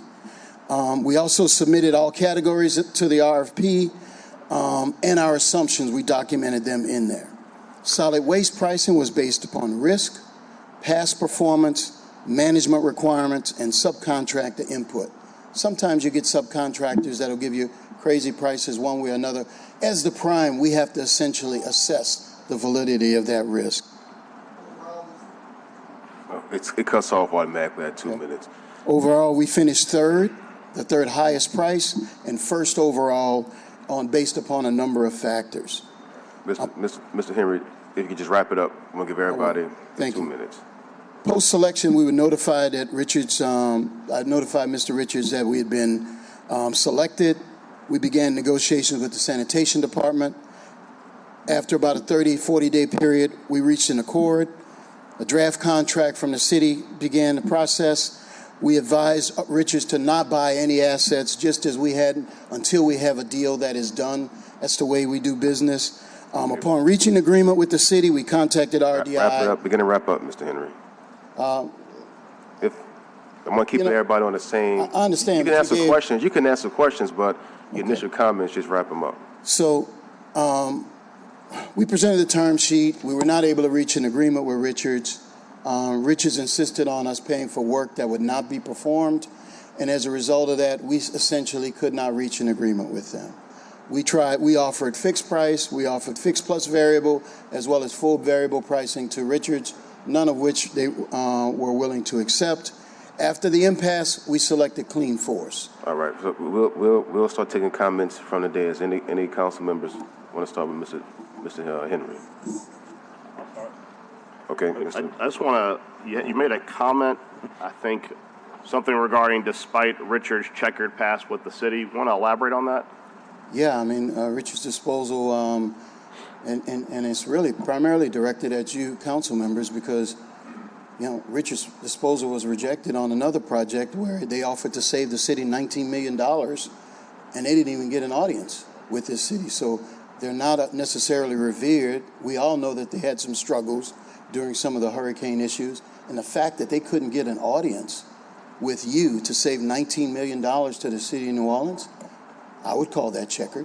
No, I found that interesting because as I recall, and Councilman King can correct me if I'm wrong, when there was the effort to switch out Jimmy Woods and Richards Disposal, Mr. King and I were quite vocal. I'm not talking about the switch out. No, we're quite vocal that we thought they were getting a raw deal. Now, as far as getting an audience with the city, as you know, the council has no authority whatsoever to contract with any party. So if they did not get an audience with the city, that means they didn't get an audience with Mr. Torrey or the mayor, no, not I'm with the talking New about Orleans the City council Council. approval.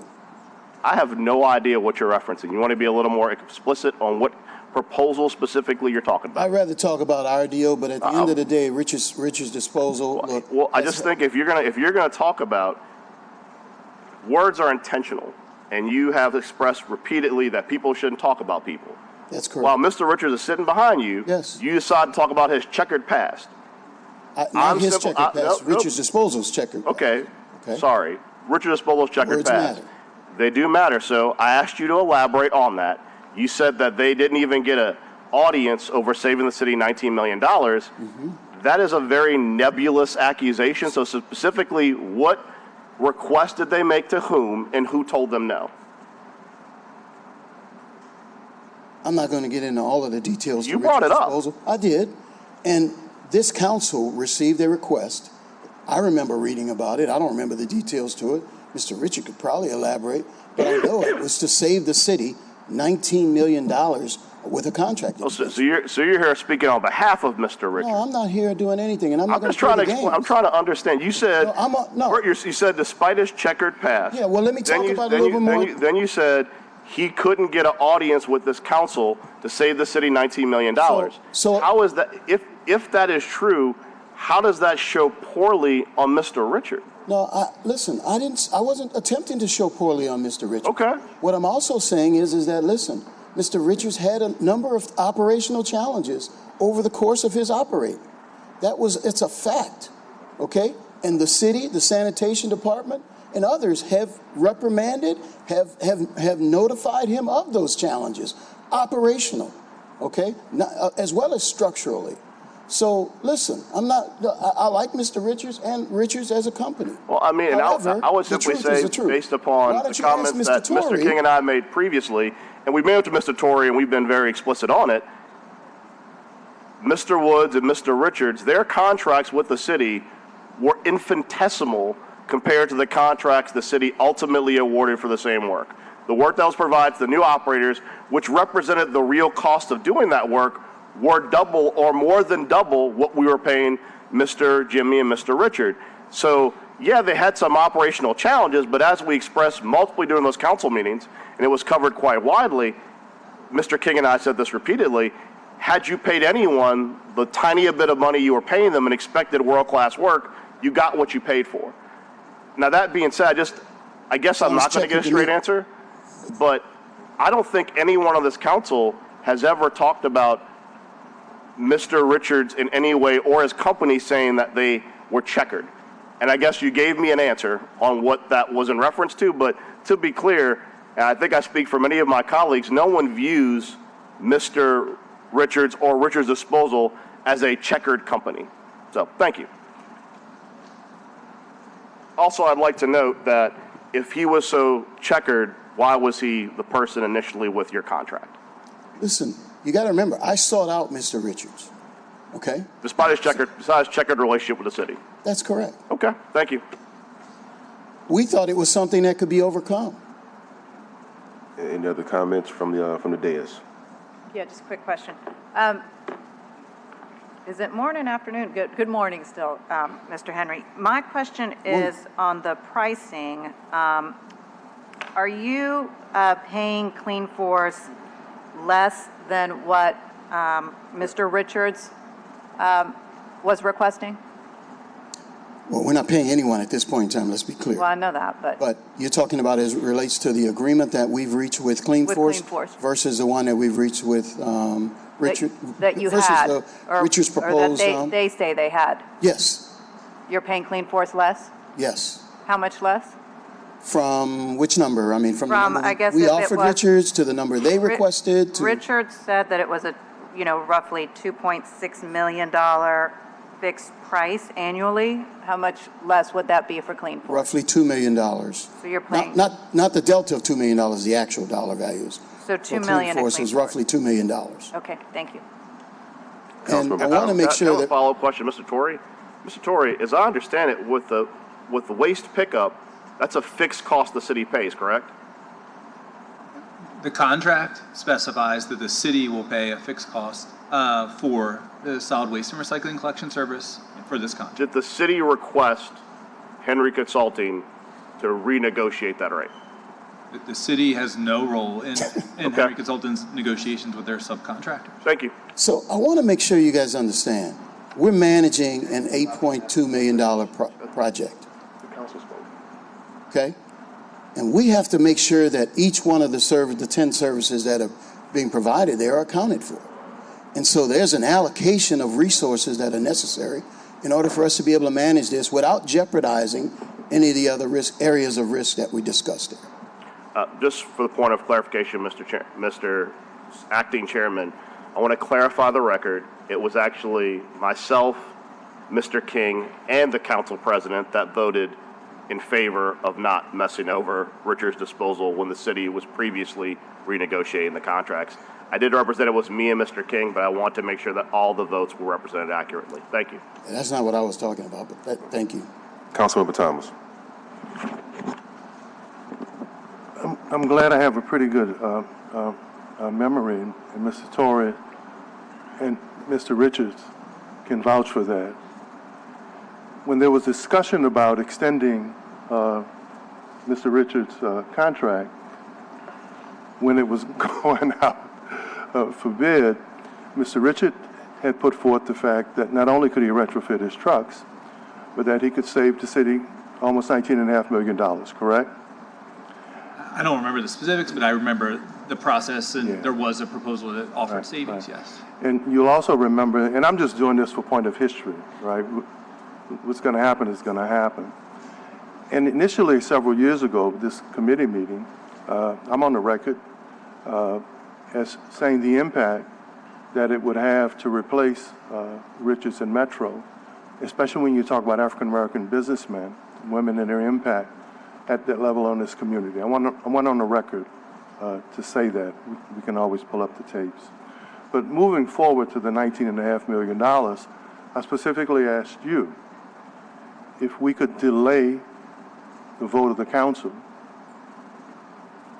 and give us some extended time to negotiate the potential $19.5 million savings so that we could take a serious look at giving Mr. Richards, I think Mr. Myers, you were in here too, to give Mr. Richards a chance to show the savings, how we could retrofit his trucks, Councilmember King, and how we could move forward with an extension, because to replace especially an African-American businessman and his impact in someone who's been so good to this at that level would have a major economic impact.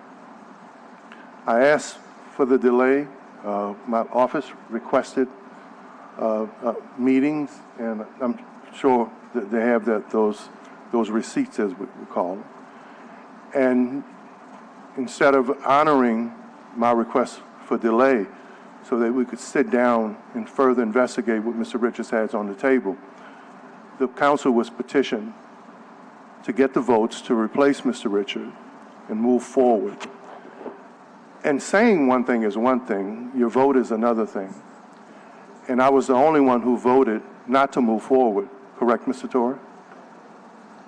I'm not aware of any votes in opposition to any of the sanitation contracts. Well, there was a 6-1 vote to move forward with the new, and nothing against anyone, but I thought it was worth it, especially to review the potential savings, and especially out of respect for Mr. Richards. So the vote wound up being 6-1. Oliver Thomas being the only one. That's how much respect I had for Mr. Richards. Thank you. All right, so I'm gonna just ask Mr. Henry the same question I asked Ms. Gibson.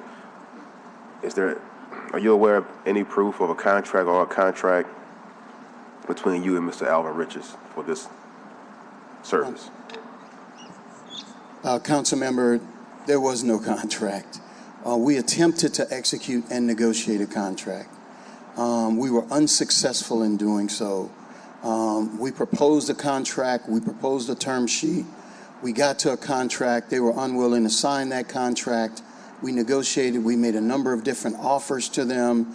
They were unwilling to accept those each time. They wanted to be paid for work that they weren't going to perform. And at the end of the day, we got to a point where we could not reach an agreement. So we had no other choice than to reach out to Mr. Torrey as well as the DBE office to indicate that, look, we were going to have to make a change. Subsequent to that, probably 2 days later, we reached out to Clean Force, and within probably a day and a half or so, we'd reached an agreement with Clean Force, same scope that they're currently performing, same scope that they have been doing for the last 8 or 9 years, and they're doing it at a price that we thought was fit within the ability for us to be able to accomplish all 10 of the services that we are committed to providing for the $8.2 million. And so we then entered into that, we filled out the proper forms, notified the sanitation department, and we're proud to have Clean Force as our partners. We really wanted it to work with Richards first and foremost. That's why we reached out to them. But at the end of the day, if you reach an impasse, and quite frankly, the surprising thing was, Richards was never willing to right-size its pricing or its operations to reflect the true workload that we were dealing with. And so we're like, the workload isn't 5,500 homes, it's 4,200 homes. And so why wouldn't you adjust your organization to fit the level of work that was actually going to be performed? And because of their unwillingness to do that, when we talked to Clean Force was like, of course, we only want to get paid for the work that we do. I need a point of clarification, Mr. Torrey. So right now, under the proposal, Clean Force will be doing the trash pickup.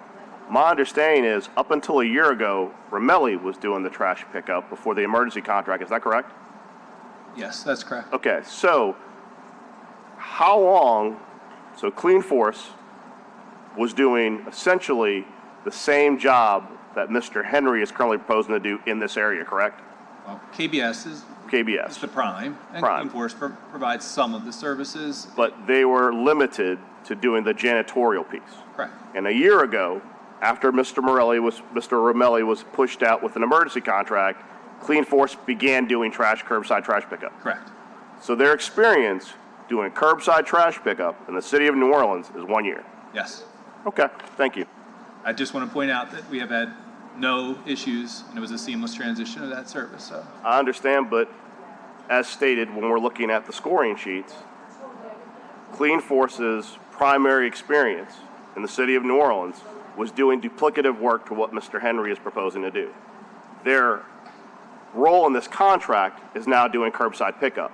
They've only been doing curbside pickup in the area for 1 year. Correct. Thank you. Any other comments from the dais? Councilmember Green. The only general comment that I have is the complexity of this matter. But I think that we as a council are asked to consider certainly something that involves legal consideration. So sometimes being a non-lawyer is good because I can ask a question not knowing the legal implications of it. have you and Richards Disposal been involved with any legal challenges before a judge relative to attempting to get this matter resolved? This is to me, right, Councilman? Yes. Yes. And then Richards can just respond too. So Richards Disposal filed a number of demand letters to us, and then subsequent to that, they filed and applied for a temporary restraining order, which was completely dismissed. And Richards Disposal later withdrew their request for a formal hearing on the merits. And so that's the only lawsuit that we're aware of that is pending. I also want to make a point, though, of saying that we were a subcontractor previously to Torres on this most recent round of proposals, and we were swapped out. Henry Consulting was swapped out for other companies that they deemed as a priority. Now, we didn't file lawsuits or anything of the sort. It's the same agreement that this council approved for Sidney Torres's current contract. We were swapped out from that, and there was nobody here that objected that, I believe, with the exception, I think, of Councilman Thomas, on allowing substitutions or replacements to occur for DBEs at the time. I just want to make that clear. But from a legal standpoint, one, there was no contracts that we ever executed. There was no memo, no any kind of agreement. Our team is very, very protective of commitments. And that's why we know there was no documentation beyond the fact of we received input from Richards for the proposal, and that was it. And we could have received that input from multiple sources, but we didn't. We only received it at that point in time from Richards. That does not constitute a commitment, a guarantee, or anything of the sort. We believe contracts are contracts, and they're as good as the paper they're written on. Was the attempt, and maybe a representative of Richards can answer, I don't want you to sit down yet because you should answer the question. Councilmember Green, I'm going to have Mr. Richards come up next. I've got one more question for you, Mr. Henry. Well, one more question really for both you and Mr. Torrio, and a comment. Had you objected to being swapped out? I did. Well, you didn't object to us. Had you objected, as Mr. Richards is doing now, and given the council an opportunity to have a hearing like this to air out why that occurred, you would have gotten it. Let's put that out there. Second, going back to the amount that's being paid for curbside pickup, my understanding is part of the, I guess, the disagreement with you and Richards was that you believe there should have been a lesser amount, and they disagreed. Is that correct? I'm just trying to follow. Right. What I believe is that we wanted to pay Richards for the work that they were actually performing and not for work that they were not going to perform. Okay.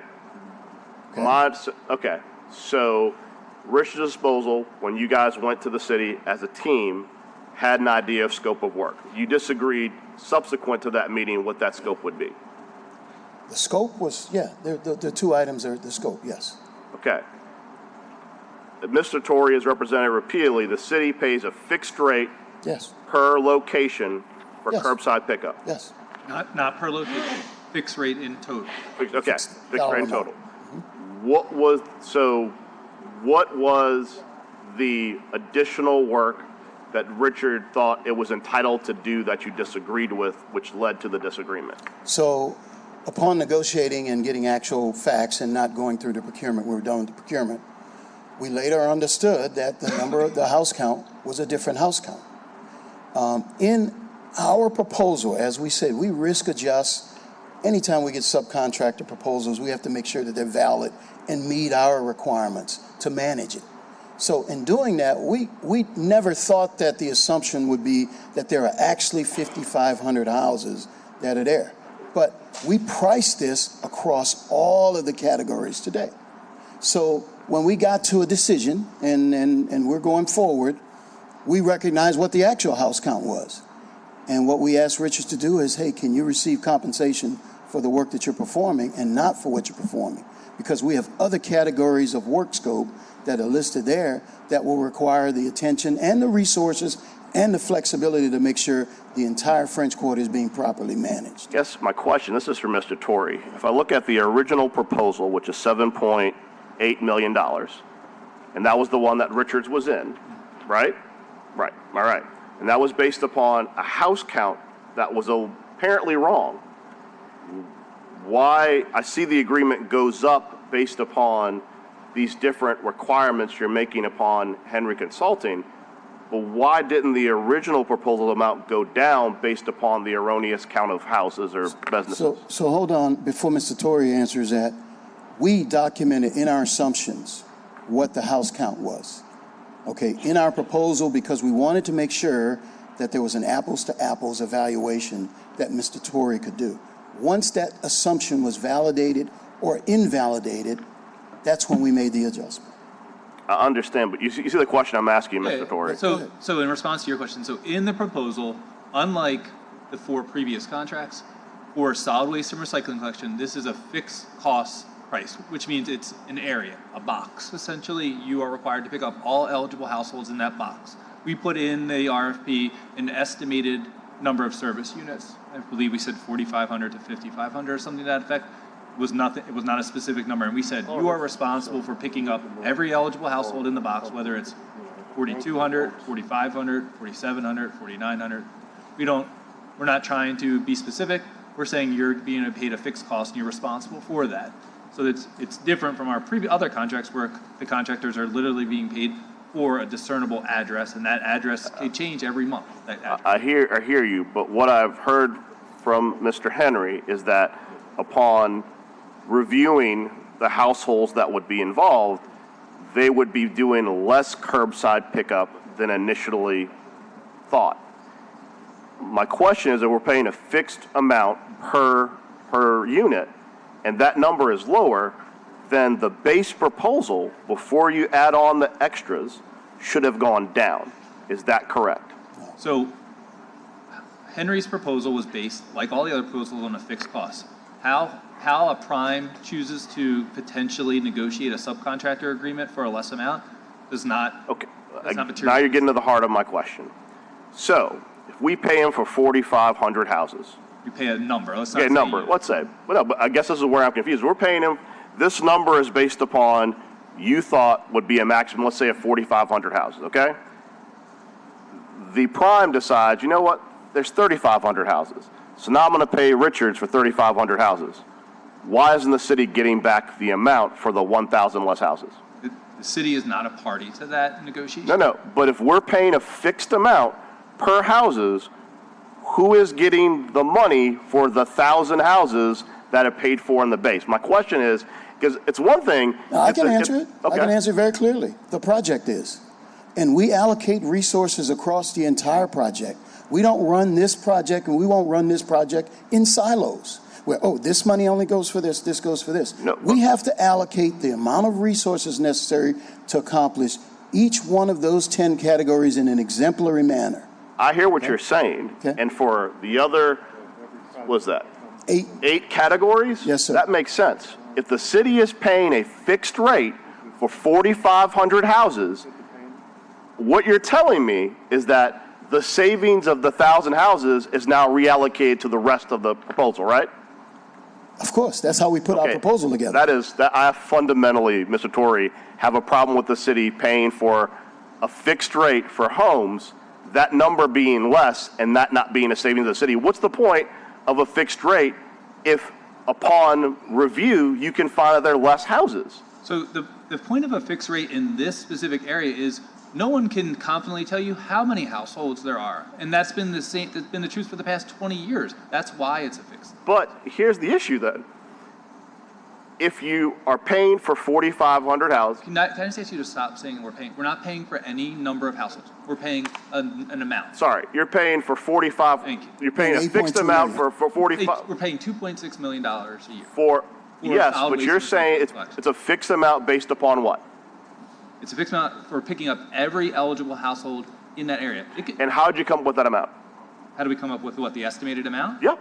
Because we know generally how many households there are, we don't know specifically. So, range. So if you know that's generally the range, but that amount of the contract is allocated for curbside pickup, and the city is basing that amount upon that many households, I have 2 primary questions. One, why have the illusion of a fixed rate at all then? Just say we're going to pay this amount for trash pickup. The fact that you based that amount upon an estimated amount of trash that we picked up, you say, I guess my frustration is you differentiate between curbside pickup and the rest of the contract, almost like a bid inside of a professional service contract by saying, we're paying this amount for the estimated this amount of pickups, correct? But we think it's going to be around this amount. That's how the number is generated. No. Then explain it to me again. Again, we say that for solid waste and recycling collection, whoever the contractor was responsible for picking up every eligible household in the service area. And then to be able to give the contractor the ability to create a price proposal, we gave them an estimated range of households in there, which was not definitive, right? So it's a price to pick up the service area, and that's what it's a fixed price. Right, and Not a fixed price per unit, a fixed price for the entire area. And how did you estimate the amount of that fixed price? We did not estimate it. The contractors submit those price proposals. All of the different contractors that submitted proposals based their proposals upon what you estimated that pickup would be, correct? Yes. And that was how many potential units? So I'm not going to speak. Sorry, units. How many potential pickups? However you want to phrase that. I'm not going to speak for all 6 contractors, but if I was bidding on this, and given that it's the French Quarter and DDD, and it's a unique area, you're bidding on more the amount of time it takes to service that area with 2 trucks, and then you're going to do your pricing based on that. You know it's going to take this amount of time to service the area. You don't know whether it's, again, 3,800, 4,200, 5,200 units. You know it's going to take this long to run that route and pick up the households there. Okay. That's what you do your pricing based off of. I guess the question, okay. This conversation is generating so many questions for me, and I feel like it's representative of the public as far as how we came up with the amount that would be allocated for curbside pickup. And every time this was represented to me by any trash company that does primarily curbside pickup, and I guess Mr. Torres, Mr. Romelli can speak to this, you base how many trucks, what the routes are going to be, based upon how many potential pickups you have. And from your analogy, that's what you would do as well, correct? I'm saying that is a piece of the equation for this. This is a unique service area in that it's very small, very dense, and that you're required to pick up all of the service units regardless. You're not talking about a broad area like one of the other 4 areas where you... Was it reflected to you, I'm asking you this as the head of sanitation, that when this contract, first off, that in the original contract, the amount of money that was being allocated to curbside pickup was being reduced? No. Okay. Isn't it possible that had we known the amount of money that was being allocated to curbside, if it was being reduced, that reduced amount could have been allocated toward these additional services that are being provided in the $400,000 extra a year for special events and the like? In my opinion, that is not the city's role to be involved in how a prime negotiates rates with a sub. Over the course of a contract, the prime could renegotiate the rates based on efficiencies or how the work's being performed many times over, and the city doesn't expect that they're going to receive those savings paid back to us. I think that what you're describing, and I'm going to say this generally, not for this particular proposal, but generally speaking, you're basically describing the complaint we get from every sub-DBE in the city of New Orleans, which is that we get awarded contracts with the prime, with the city. That prime then squeezes us down to nothing, and as long as the original amount stays the same, the city doesn't give a crap. And what you're telling me,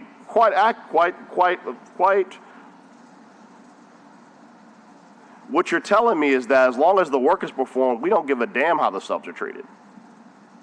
You're saying as long as what you just said in the most articulate and polite way possible, and I applaud you for that, is as long as the work's done, we don't care what primes do with subs. I would say that say we don't care is not how I would be. But it's not your problem. I would say it's not our role to be involved in how those contracts are managed. I think that is a fundamental problem that you just expressed with the city of New Orleans and why every DB in this city feels like they show up to the dance with the prime gets the contract, and then over time they're whittled down to nothing, because as long as the work is done, if the prime substitutes their own employees to do the work the sub was previously doing, and that sub dwindles down to 1 employee versus 15, as long as the work is done, your position is the city's role is to make sure the work's done once the contract is executed. I can speak for the Department of Sanitation, right? And yes, and so the Office of Supplier Diversity, other organizations play a role in ensuring the DB is in compliance. Member Moreno. Yeah, I was just noticing one thing. We go to slide 1, please? Sure. Okay, so Romelli Janitorial Service, that's a sanitation company? Yeah, well, it's a janitorial company that provides sanitation services. Okay, IV Waste, a sanitation company? Mm-hmm. Waste Pro, a sanitation company? Clean Force, right? And I'm not familiar with Kellmeyer Bergen. Private equity company. They're a private equity company. And then, obviously not on this list, but Richards Disposal is a sanitation company. So I'm just curious because I'm going through the Henry Consulting proposal. And Mr. Henry, it says in your proposal that Henry Consulting has 3 lines of business. It has advisory services, we coach, business services, we manage, and ventures, we own and operate. And it says that in our business service unit, we manage large and small projects and programs providing cost-effective project management and staffing solutions that combine process, functional, and technological expertise to complete projects within the scope and budget.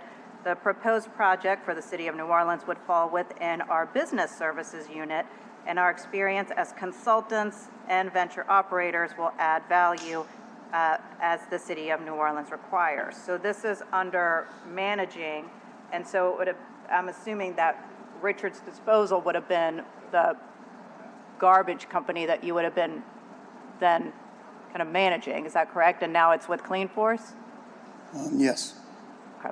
And so, Matt, I'm just wondering, so explain to me kind of the rationale of the committee saying that we're going to hire a business service company to run sanitation, and then it's going to be the sub who they bring in who's actually going to be doing all the labor. No, the sub's not doing all of the labor.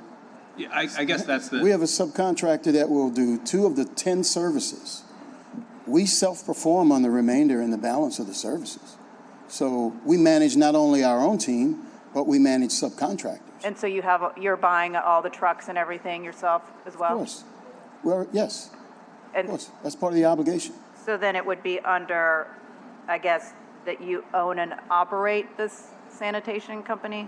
I'm just trying to, it's just the way that it's listed in your proposal. We implement projects. It looks like you're the consultant, and then you're just kind of managing all this stuff below you. No, it's not what we do. We implement. You look at what we do at the airport, or you would look at some of the other clients, commercial as well as government clients. We execute, but we manage our employees as well. We don't self-perform everything. We pick the areas where we self-perform. We self-perform in all of those 8 categories below Clean Force because that's a strategic business decision for us. We decided that Henry Consulting would not get into the waste, solid waste, and recycle business. It's not a business we want to be in. But the value-added sanitation services is a business that we are in to perform ourselves, not to manage some other contractor. So we self-perform that. We've got hundreds of employees that do that. And there's about 83 employees that are waiting to be hired for this project. Okay, thank you. Thank you. Any other comments from the dais? Councilmember Green? I just wanted to get a clarification relative to the services being provided. I want to make sure I'm on the same page with regards to the company. Kellmeyer Bergensen Services presently provides services in this they're capacity? The prime. They're the prime at Clean present. Force is the DBE currently. And so KBS is not a sanitation company. No, KBS. So I just want to make it clear, because the facts need to be clear, that there is a company providing those services now that is not a sanitation provider. Just for the full context, KBS acquired Empire Janitorial Services, which was the original prime in 2018, and many of the project stakeholders who are, employed by Empire are employed by KBS now. So you had continuity across there. So yes, while it's a private equity company, you have a lot of the same people that were a part of Empire Janitorial providing the core services in the French Quarter and DDD. I just don't want there to be confusion relative to that. It's not illegal for a firm to provide the services that isn't providing solid waste collection at this time. And I think one of the major assets of Henry Consulting's proposal, which are represented in the scoring, is that they are providing these services themselves, aside from solid waste and recycling collection, in the DDD, and are doing it with a good credential and a good recommendation from the DDD for a year. And there are very few parties in the city of New Orleans who provide the breadth of these services. You may have some that provide janitorial services, you may have some that provide solid waste and recycling services, but to provide all of these services for 20 hours a day, 365 days a year, is very hard to come by. And that speaks to the complexity of this proposal, the complexity of this contract, and the complexity of the work that happens day in and day out in the French Quarter and DDD. I do have a follow-up statement, because I think that the public would want to know, so that even the media or other persons don't get confused. When you say you cannot provide a number of households, is it because, tell me why you would say that. Obviously, you can walk up and down the streets of the French Quarter and say these are the number of houses. But is it based on seasonal activity, for example? Is it based on things that are variables that the public would want to be aware of? Sure. So, I mean, anybody who remembers the history of the privatization of solid waste collection service in the French Quarter will probably remember that this has been an issue since the inception of the move to privatization, and it's based just on the geography of the French Quarter primarily. You can walk down the street and see a building. It is very hard to tell how many units legally are in that building and how many units are actually in that building. You may have one water meter and one mailbox in the front of a building. There may be 30 units in that building that's subdivided that you have no idea about. And that is the crux of the issue, is that in the French Quarter, it is extremely challenging to discern the number of units because you don't know. It's not as if you can walk down a street in District D and go, I see one mailbox, two mailbox, three mailbox, one water meter, one electric meter. The French Quarter is just not set up the same way. And you have these buildings that go back beyond the door, and you have no idea what's beyond that door. And this has been an issue in the first contract that we had in the French Quarter, to the most recent contract that we have. And then this was this, in going forward, this is the way that we mitigate that issue. And we face this issue in the past around unit count and debates and questions about unit count. And we said, we're not going to debate how many units are in the French Quarter. It's going to be fixed costs. We're going to give you an estimated range of how many could be there. You're responsible for picking up the entire area, regardless of whether it's from the low end or the high end. Put your pricing in accordingly.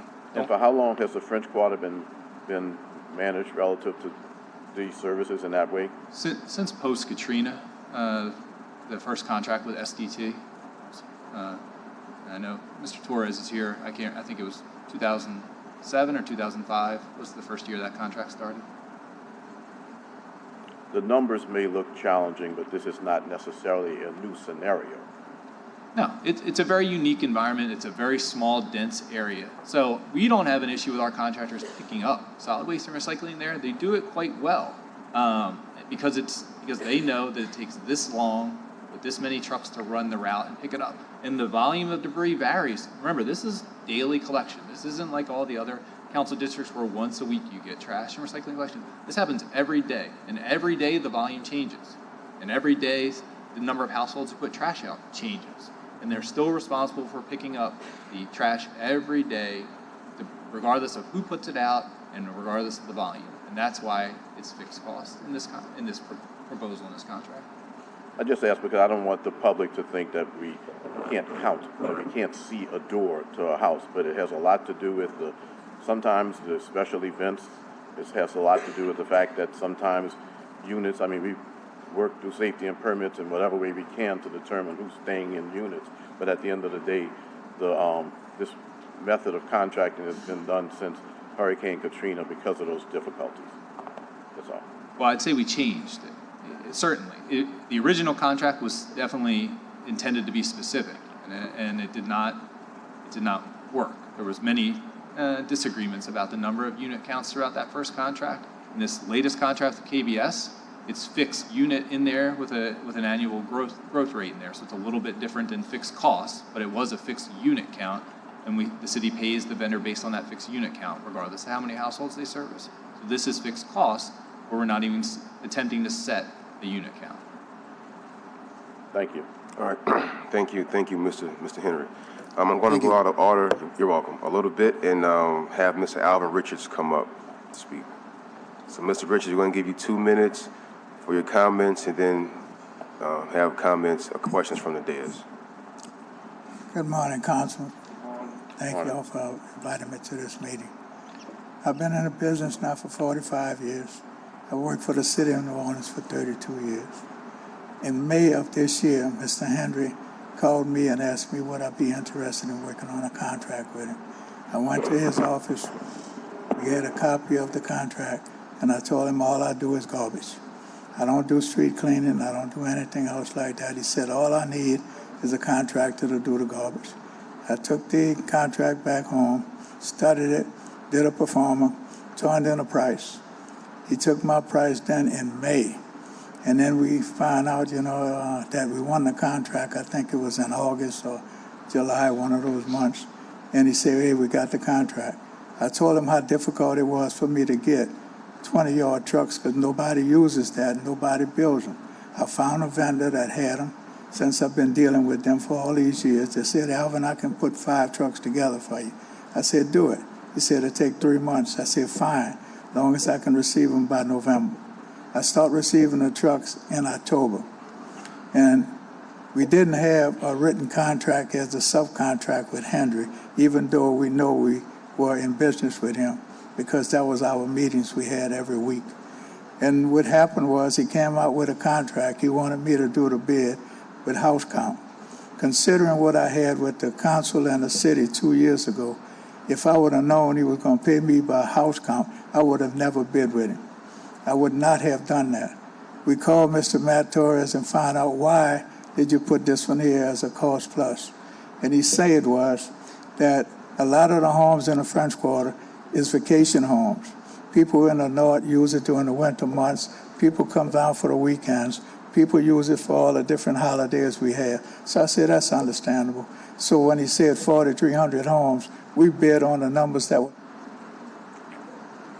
The mic goes out once your 2 minutes are up. That's a new rule we implemented. 4,300 is a number. We're going to give you 30 more seconds. We gave Mr. Henry some extra time. Okay. Go ahead. You can talk now. So the 4,300 is a new number. Mr. Henry wanted to pay me for 4,300 homes. And every month I would have had to go back and count homes. People coming in, people leaving out. And I told him I wasn't going to do that. I said, we bid on a fixed price as according to the contract. And any money that you would take from us, you would be receiving. He put in a newspaper with the other people that he's going to save with this new company $600,000. $600,000 would go in his pocket. They're not coming back to the city because it's a fixed price. All right, the numbers that we turned in is what he's going to be paid for. Thank you, Mr. Richards. Okay. Any comments from the dais? Any questions from Mr. Richards? I have a question for Mr. Richards. So I guess looking at the groups, and Ms. Torrey, go back to the I think it was slide number 3. Looking at the groups that are up there, how many of those groups have more experience in sanitation than you do? None. Oh, I'm sorry. Maybe I don't know about Wasteboro. Okay. And Mr. Romelli's probably got close to you, right? I started him in business. Okay. So, and as you responded as a team to this proposal, you were in interviews along with Mr. Henry, right? Yes. Okay. Were there questions about experience? Yes. And which in that group, that team that was making the proposal jointly to the city, who had more experience? Yes, we did. You did. And you turned in 5 letters of recommendation from different clients that you'd done collection pickup work from, correct? That's correct. Okay. I guess, and this is like more of this is a non-specific question, but I think you'll know where I'm going. As a DB in the city of New Orleans, wouldn't you agree a complaint we get from all DBEs is that they get hired by primes and then they get squeezed out? Yes, It would appear you got squeezed out before the contract even started. that's correct. Thank you. Any other questions, Mr. Richards? All right, Mr. Richards, thank you. Ms. Jane Cooper, she left. Her remarks are importance of rapid transition to Henry Consulting. Mr. Sidney Torres.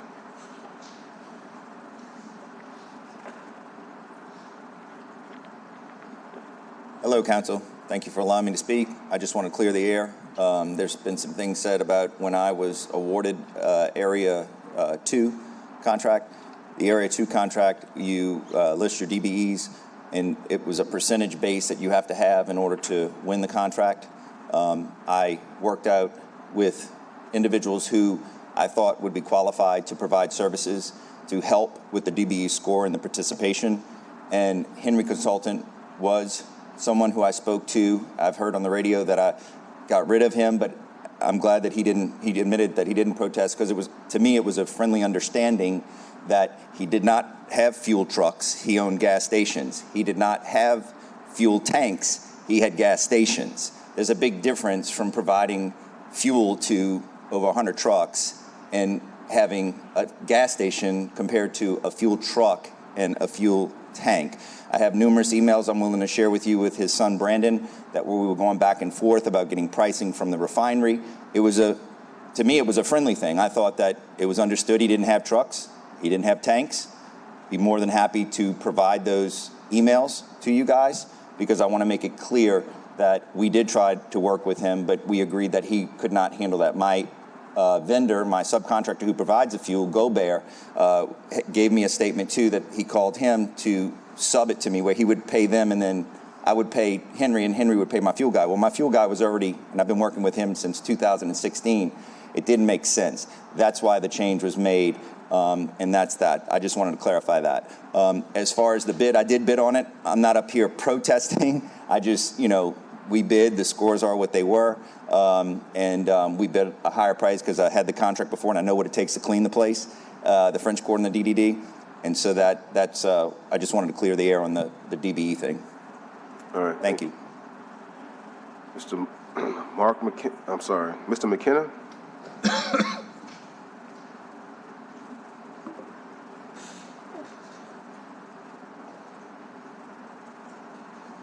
Good morning. My name is Michael McKenna. I'm the Managing Director and General Counsel for Henry Consulting. I'm also an attorney at law, bar number 27264. I just wanted a couple of rebuttal comments that Council made earlier, and to further emphasize some statements that Mr. Richards made. You heard directly from Mr. Richards that at no time did RDI, Richards Disposal Incorporated, have a contract with Henry Consulting. The man is here. It is on the record. You heard that. To further clarify some points made by counsel, the contract allowed a 6-month window to utilize currently in use equipment, because they understood that heavy equipment, both on the sanitation side, street sweepers and flushers, yes, they are hard to get. So they allowed a 6-month window to utilize the currently in place equipment. That is in stark contrast to what is being represented here today. The attorneys on the dais, they understand that you have a responsibility to mitigate your damages. Henry Consulting did not have a contract with the City of New Orleans. Because we did not have a contract, we did not procure any equipment. Our CapEx on this project is over $2.5 million. We did not procure, we did not buy any equipment. Why a subcontractor without a contract in place would go and buy equipment is unfathomable for me. And in court, a jury will see that a reasonable, prudent person would not have made that decision. Now, speaking of court, we've been to court. Their TRO was denied. They withdrew their request for a formal hearing. We're going to deal with the legal aspects of that later, but I wanted to make sure that we were clear on the record Thank you, Mr. McKenna. Next, Mr. Romelli, followed by Mr. Coleman Ridley.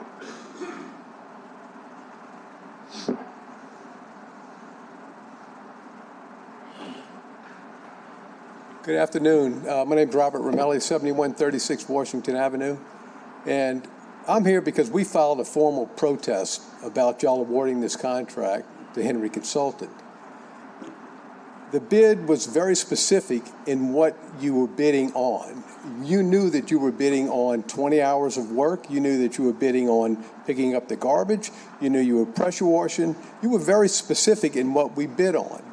Henry, my price now is lower than Henry's consultant because I bid the contract the way that I was supposed to. I didn't assume anything. I bid it the way it was supposed to be bid. And Matt Torrey is correct when he's saying the French Quarter is a very hard place to pick up garbage.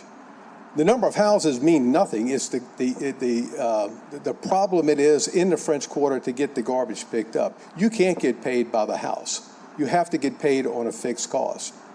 But the biggest thing that I'm complaining about is Henry Consultant's price was lower than mine in the beginning, and now he's negotiated it higher because he assumed that he was only going to clean for 8 hours a day instead of for 20 hours a day. I bid it on 20 hours a day. If I would assume that I could bid less and get a higher rating, I would have done that. But I did it the way the bids were put out. I did it the correct way. You know, and now this guy's coming back saying, well, you know, I assumed that it was 8 hours a day and not 20 hours a day, so I bid less money than you, and you're going to give him, you know, $400,000 a year more to do it. Y'all said that you're giving him $100,000 because they're asking for 4 hours of work. They would have asked me to put it in my bid. I would have done that work for free, and I still will do it for free. So I think y'all need to bypass what's going on and give me the bid because I am the lowest responsible bidder on this bid completely. You know, I was not outbid. I mean, he got points because he had Richards out there and said Richards was a better trash collector than all of us. And Richards been in the business, like Alvin said, he put me in the business. But the thing is Thank you, Mr. Romelli. Mr. Coleman Ridley, followed by Mr. Brandon Henry. That'll be it for our public comments. All right, Chairman Thomas, temporary Chairman King, thank you for your time today. Coleman Ridley on behalf of Richards Disposal, 201 St. Charles Avenue, Suite 3600 with Baker Donaldson. Really just 2 points, primarily directed at your question, Councilmember Green. You know, for the non-lawyers on the dais, I mean, there are 4 things that you need to establish a contract in Louisiana, okay? And all contracts are enforceable, but you got to have capacity, consent, lawful object, and I said consent, right? And cause. And those 4 things have been established between Richards Disposal and Henry Consulting. The evidence will bear that out. Not here to try this case. This case won't be tried before a jury. But I do want to say that Mr. McKenna was correct. Just for purposes of your question, Councilmember Green, the litigation was Richards Disposal saw a temporary restraining order, okay, against Henry Consulting for basically not moving forward with the replacement. Richards Disposal had zero idea that it had actually been replaced. And because Richards Disposal was operating in the dark, we sought a temporary restraining order. The court denied that temporary restraining order, or at least 2 of the 3 that we requested. That's not, that court did not in any way address the merits of the dispute. What the court said was that, hey, you cannot establish irreparable injury, meaning the damages that you have you haven't proven that they cannot be compensated by money damages. We still have a very active lawsuit, detrimental reliance, violation of the Louisiana Unfair Trade Practices Act, breach of contract, all of those claims that we will prosecute. No court has addressed any of the merits of the dispute in any way. Thank you for your time. Thank you, Mr. Ridley. Mr. Henry, Mr. Brandon Henry. Ms. Anita, do we have online comments on this? Okay, thank you. Good afternoon, everyone. I just want to actually clear the record on a few things. One, I was involved in the creating of this RFP and in meetings with Mr. Richards himself. The fact of the matter is, when we sat down in every meeting, he was under the understanding that this is a quote. This is not binding. When we are discussing the framework of the deal, the framework of the actual purchasing the vehicles, if we were to get the deal, he fully understood that we were allowed to limp along or transition with existing vehicles. And that's one of the reasons why we said, do not buy any vehicles, do not buy any single purchases, don't sit there and buy a radio, don't do anything. We had a clear and picture perfect understanding that whatever you're going to purchase, let's wait till you get a deal get done. That's all I have to say. Thank you. Thank you, Mr. Henry. So we'll have closing comments from members of the dais. I'll start with Councilmember Green. I just, even those last comments are a bit confusing. I mean, actually, I wish that I had more information. If you said to someone to not buy equipment and then the person bought equipment, that's a pretty relevant issue. I don't know why that can't be. I mean, you know, sometimes it's good to not be a lawyer. I don't understand why that issue hasn't been decided in a court through a temporary restraining order or something along those lines. It makes it a bit confusing for us. But that's a very fundamental issue. You say that you told the subcontractor to not buy equipment, and the subcontractor says he bought the equipment in reliance on a contract. I, as a council member, and maybe the legal office needs to be involved with that, but that's a good example of how confusing this issue is and how unfortunate it is that there's not detailed contracting making clear what all the obligations of the parties were. But at the end of the day, Mr. Henry, Mr. Chair, I do invite Mr. Henry to respond to that and Mr. Richards to respond to that if they wish, if it meets your indulgence. Is that fine? Sure.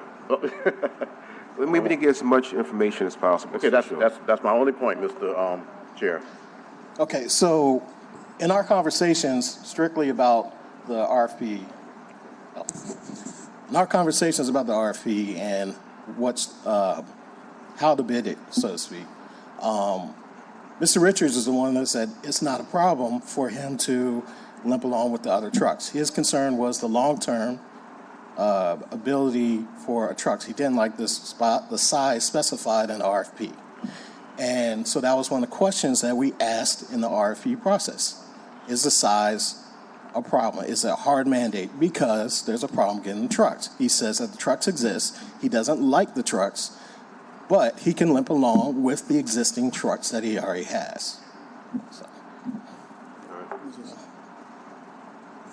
The other point I just wanted to make as it relates to this is that we specifically didn't want anyone expending any cost, because I've had contracts with the city before that we have been selected and not gone to a definitive agreement. So we're very cautious until we got ink on paper from all parties. That's from our customer as well as our subcontractors. We don't recommend anyone start expending dollars. And it's just prudent business. Look, we won a lot of projects with the city of New Orleans that were never executed on. So for political reasons primarily. But so that's a caution that we always to give to our subcontractors and anyone else doing business with us, that until we got ink on paper, do not start acquiring assets of any type. I have one quick follow-up question. So you're saying today, if this contract is never executed, you've lost no money on this contract? Just deposits. Okay, thank you. Okay, we have deposits on equipment, we have deposits on facilities, but that's correct. We don't believe in going out and stepping out on a limb and doing what Mr. Richards did until we have ink on paper. We just think it's prudent business. We dealt with the city of New Orleans enough to know that a deal ain't a deal until it's inked in blue. Thank you, Mr. Henry. Mr. Richards?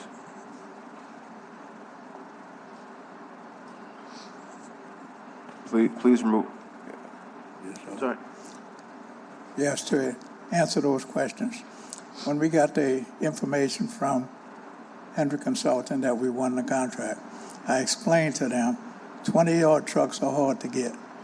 And if I didn't get them then, and then I waited till right now when they just send me a proposal to sign, I would not have these trucks until next year. And I didn't want to start in the French Quarter with 2018 trucks. because they're 25-yard trucks, and now they call them for 20 trucks. I want to start in the French Quarter with brand new equipment, brand new people, and make it look good for what we needed to have done, because that's one of our primary areas. So I didn't jump the gun. I was told that we won the contract. Once I was told we won the contract, I proceeded to do what I always do best, get the job done. I hired a manager, supervisors, I know the routes, I have the people, and everybody's on standby. I could start this job tomorrow. Everything is in place. Thank you, Mr. Bridges. Mr. Torrey, I have a question. Yeah, Mr. Coleman. I'm just looking forward to engaging in deposition in this because we're not here to decide whether or not, this is a matter of convenience to say, well, we told them not to do anything, right? We've got viable detrimental reliance, breach of contracts, and Louisiana unfair trade practices claims that will be decided across the breezeway. And for purposes of a TRO, you don't address the merits of a TRO. That's not the merits of a case. It is simply, let's not move forward with any action until a court can decide whether or not there have been any violations as alleged. So that's why nobody has addressed any of these issues, and I don't think that's why we're here today. But in all fairness, the issues were brought up by both parties relative to equipment. And that's all I brought up. You can be technical. I understand. You're an attorney. But the issues were brought up by both parties today. Yes, they were brought up, and I guess this is why the lawyer has to come lawyer. They were brought up, and the limited scope of what the judge was considering was not whether or not the trucks were bought. It was, will moving forward on this contract with the city hurt Mr. Richards' ability to later recover money? That's what a TRO is based on. The judges did not opine on the merits of the case. They just said, hey, will you be hurt if the contract goes forward? And the judge said, your case is still alive whether or not the contract moves forward. So there is no clean answer, Mr. Green. There is no clean answer. Right. You're exactly right. Well, the one thing we're going to do, I know Councilmember King is chairing this section of it. When it comes back to me, we'll close out. I think this issue has been muddied enough in terms of opinions. I think both Mr. McKenna and Mr. Ridley said that at some point the courts will decide. So we don't want our colleagues going back and forth with lawyer, non-lawyer, counterpoint. Let's keep it informational like it's been. And if you guys have an issue, you guys could always go in the back and talk about it. I'm not going to go. But that's fine. Excuse me. I like to speak. I will. I'll press my button. No, it's nothing again. I just don't think it's productive to have a counterpoint going back and forth, especially now that lawyers are involved, and ultimately both lawyers who represent both issues have said this will probably be settled in court. Councilmember Green. But I'm asked to make a decision today relative to moving forward, and I heard information just now that was completely contradictory. On one side saying that they moved in reliance on a contract, and another said that they had no contract. Well, let me clarify that. That's irrelevant to the discussion. Yeah, and again, Councilman, it was brought up in the discussion, in the public discussion. Right. All that I did was reference something that was brought up in the discussion. I didn't ask for a legal decision to be made. It was brought up. I wanted clarity. I got somewhat of a response, not necessarily clarity. I'm happy that there was a response. I'm not asking for us to determine a case based on the merits. I understand the difference between a public hearing and a court hearing. This is a public hearing. Yeah. Public information was brought out. I questioned it. Yeah, that wasn't to disrespect you in your point, but Councilmember Morrell made a legal point, especially being a lawyer. So I think it would be kind of unfair to the discussion to continue going back and forth. And just for clarity, there aren't votes here to move this piece forward anyway. So that being the case, all of it has just been an informational meeting. Councilmember Morrell. So, I was responding to Mr. Green, and I have a quick question before he comes back down to me for closing. My understanding is Clean Force is the sub to KBS, correct? Correct. Does Clean Feet own trucks? No. So currently, the person that is in this team that will be doing all of the sanitation, it's immaterial as to whether Mr. Richard has old trucks or young trucks. He has trucks. The current group that is now the partner does not own trucks. Correct. Okay, thank you. And just one comment, please. At no time did I ever receive any information from Henry Consulting not to buy trucks. And I have nothing in writing to say don't do this. Look, Santa's going to bring the trucks. Councilmember Marino. Who's got the trucks then? So Clean Force manages a company, R2, which has the trucks that provide the trucks that took over, was as referenced when Ramelli exited this space a year ago. So R2 owns and operates the trucks. And, okay, so then that's supposed to continue? Yes. Okay, so we have okay. Wait, All right, so so let's- let's get back to that. So, okay, so. Councilmember Morrell. Thank you. Clean Force has no trucks. R2 owns the trucks. Who owns R2? R2.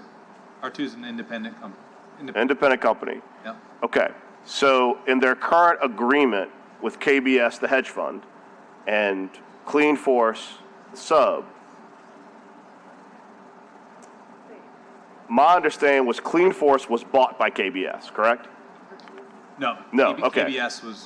Empire was bought by KBS. And some of the primaries in Empire created Clean Force. No, Clean Force has always been a sub. Clean Force and Empire were two separate. Okay, I'm just trying to figure out this I know it's tangled relationship. Okay. But Clean Force Sanitation's always very Clean complicated. Force was the sub to Empire originally. Okay. Empire was bought by KBS in 2018. And what is the relationship between Empire and Clean Force? Was Clean Force spun out of Empire, or was it always owned separately? Always, as far as this contract, always separate. Okay. And so Clean Force has been around for how long? As a company? Yeah. I couldn't tell you, but they've been on this for 10 years. Okay. And I saw something that said they've been around for 20, 30 years. I guess my question is, and it goes back to kind of like a general question of Clean Force's expertise in trash pickup. If they've only been there you go. You've been picking up trash for 1 year. Why don't you own trucks? So Jennifer Guerin, Clean Force, 3300 West Esplanade. We are based out of Thank you. Metairie. There you go. Thank you for volunteering. Of course. Poor Matt was over there getting a little flustered. All I right. know. So I have actually worked on this contract as a DBE for 10 years over the trash portion. So even when Speaking to the mic, please. Ramelli was performing the trash pickup, I was the direct contact on all of the trash service. The trash service in the French Quarter and the DDD is beyond complex. 10 years later, I'm still learning things case by case. It's very demanding. I have always been the point of contact on this. So even, like I said, when Mr. Ramelli had it, and then now that R2 has it, I am the direct point of contact. I manage all operations. And R2 does currently own their trucks. R2 has some issues with bonding because they are a newer company in the past 10 years. But again, I could give you 30 letters of recommendation for trash pickup in the city under Wait, what I'm so managing. R2 is doing the trash pickup? Currently, yes. And under me. So so Henry Consulting is the primary doing, can you go to that next slide, Mr. Ramelli, because this is really confusing to me, there you go, is doing 8 of those things. You will be doing solid waste collection, recyclable materials collection, correct? Correct. R2 will actually be doing it, and they'll be subbing from you. Correct. So you got the work as a sub. Is R2 a certified DB? I'm not sure. Okay, so you are the certified DB to Henry Consulting, but the group actually doing the work for those 2 parts, Mr. Torrey, I think I'd like to know whether or not R2 is a certified DB. Thank you. And where's R2 from? Are they local? They're based out of Monroe. They're a Monroe company? Okay. So look, we're going to do this because we're kind of getting off the rails a little bit. Let's bring it back to this Henry and Richard's conversation. Now we're going to start our final comments. Thank you. I think we're good. We're going to start our final comments, and then we'll turn it back over to Councilmember Thomas. So, Councilmember Green, your final comments? You good? Okay, Councilmember Morrell. I'm sorry, Councilmember Moreno. Yeah, I had questions before I came in, but now, I mean, I've even more. Obviously, I'm not on the committee. I don't have a vote, and we don't have the votes in here anyway to move this forward. But I'm extremely concerned. There's so many questions around this $73 million contract. I mean, there's a protest. There's lawsuits. We're still confused as to who's going to be exactly doing the work. Matt, I really want just a whole slew of information moving forward so that I can fully understand how we can move forward. One, I guess, if there's any type of way that some of these things could be resolved between the parties who are in litigation would be one thing. And Matt, I don't know if you could be the one to help see if that can be worked out. Number two, I'd also like to have an understanding as to what emergency contracts look like. Should we, not finalize this by December 23rd? What emergency contracts look like so we ensure that there is trash service through, of course, Super Bowl and other major events, including Mardi Gras. And then the other piece too is, there's several questions that have been raised, whether, there should be a whole new RFP process or whether it could go to the person who also had a low bid, although this is a professional services contract, so therefore it's not a low bid contract. Like I said, I don't have the answers to these things at all, but I would like, to have more information so that the council can better understand the prudent way to proceed on this $73 million contract. Thank you. Councilmember Morrell. I had a train of thought and a closing, and it's completely derailed at this point. I think that just over the course of this informational meeting, we have seen a lot of not just new information come to light, but like kind of shocking information come to light. And I say that because first, and I want to reiterate this for those people who are in the cheap seats or the Mr. Green said, the thousands of people watching on the internet. Hopefully it's like 50, or 5, but I have a lot of concerns. One concern I had but didn't really have coming in today was the city's position and how these contracts are negotiated. I am very concerned, generally speaking, and this contract's indicative of it, that the city's position seems to be on DBE qualification, certification, or points awarded to it. You just need the DBE to get the contract. And if the city has no vested stake in making sure that those DBEs that are in it stay in it or receive the amount of money as long as the trains run on time, that's a fundamental problem and the reason why DBs in the city get screwed. And that is something that was affirmatively said today, but very eloquently. Second, I think that any DBE that comes into a contract, if they feel like they have been mistreated, should always feel like they can come to this city council to get a hearing such as this, because we don't know about these things unless you tell us. As you've seen from today, we didn't know Mr. Richard had gotten swapped out till he started complaining about being swapped out. The city didn't notify us they'd been swapped out. We would have been aware Mr. Richard was swapped out when we had the seemingly rote review of a contract in a committee under Rule 57 before it goes to the full council. There was no requirement they disclose it, and we only found out because you complained. So I applaud you for complaining. Second, I'm very concerned about subs of subs of subs. The whole purpose of having DB scoring is to say, I'm going to give you points for hiring a DB to do work. And according to the information you gave us, the highest score DB in a professional service contract had 100% participation. There has been complaints in this city for a long time about straw people who then sub the work. I had no idea who R2 was until today. That's a problem, Mr. Torrey, because had you known in the scoring or when you let Clean Force in that all the work's being done by R2, how are you giving them 100% as a DB certification if the sub under them's not a DBE and they're doing the lion's share of the work? If the money's passing through Clean Force to go be spent somewhere else, we need to know how much Clean Force is getting and how much is being paid to them, because that's not 100% anymore, Mr. Torrey. It's not. And to represent the people is, I will not say it's dishonest. I've never found you have been dishonest, but it's disinterested. It's disinterested in what the final outcome is going to be as long as the trash is picked up. And believe you me, we all want the trash picked up. I feel very sorry for Mr. King because when the trash is not picked up, he'll be yelled at first. But there are a lot of questions and a lot of concerns about this contract. You've got a formal bid contestation going on.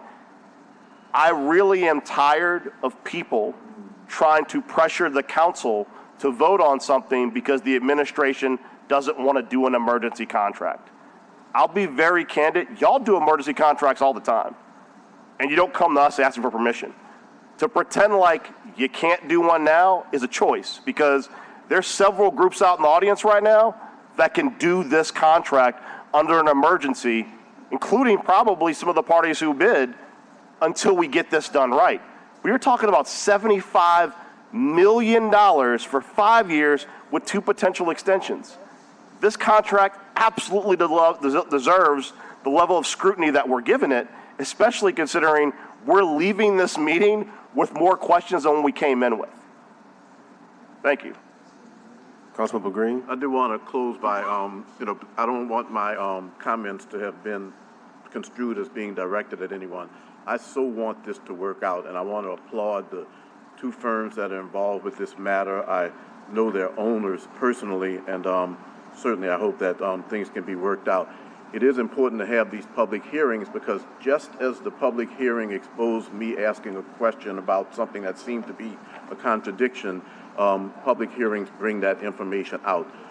I do hope that somehow or the other, between now and the 23rd, these matters can be worked out involving anyone who, everyone who can provide these services. But I do want to make it clear in my comments that that's what happens during public hearings, and that's a good thing. Sometimes you hear things that are contradictory, and that was all that my intention was in responding. It's to not accuse, because there are nuances here, but I hope that things can be worked out. I don't question the sincerity of the Department of Sanitation or even of the contractors who are involved. I just hope that this matter can be worked out so that we can move forward to continue providing the services to the residents of the French Quarter. This was, in some respects, a good and eye-opening public hearing. Thank you. Thank you, Councilmember Green. I want to thank Councilmember Thomas, who's been doing his best to get the parties together and come to some resolution. My number one concern is to ensure that the trash pickup in the French Quarter is not interrupted. We just have too much at stake with Sugar Bowl, New Year's celebration, Super Bowl, Mardi Gras, and just the everyday need for trash pickup. I've listened to both Henry Consulting and Richards Disposal, and after hearing from both sides, I believe the best thing is to have to ask these 2 parties to come together for some type of compromise. I hate to see 2 prominent black male businesses in the city have this public dispute. So it's my hope and my wish that these 2 companies that I respect individually, and as far as businesses, respect them immensely, can work out a compromise. But if they can't compromise, like I said, my number one goal is to have the French Quarter trash picked up, and I'll ask for an emergency contract to be executed if we can't come to some type of compromise.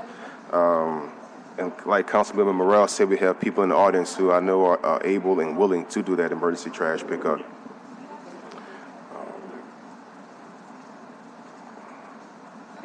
So I think I don't represent, I'm not the chair of this, but this is a large, mainly a French Quarter issue.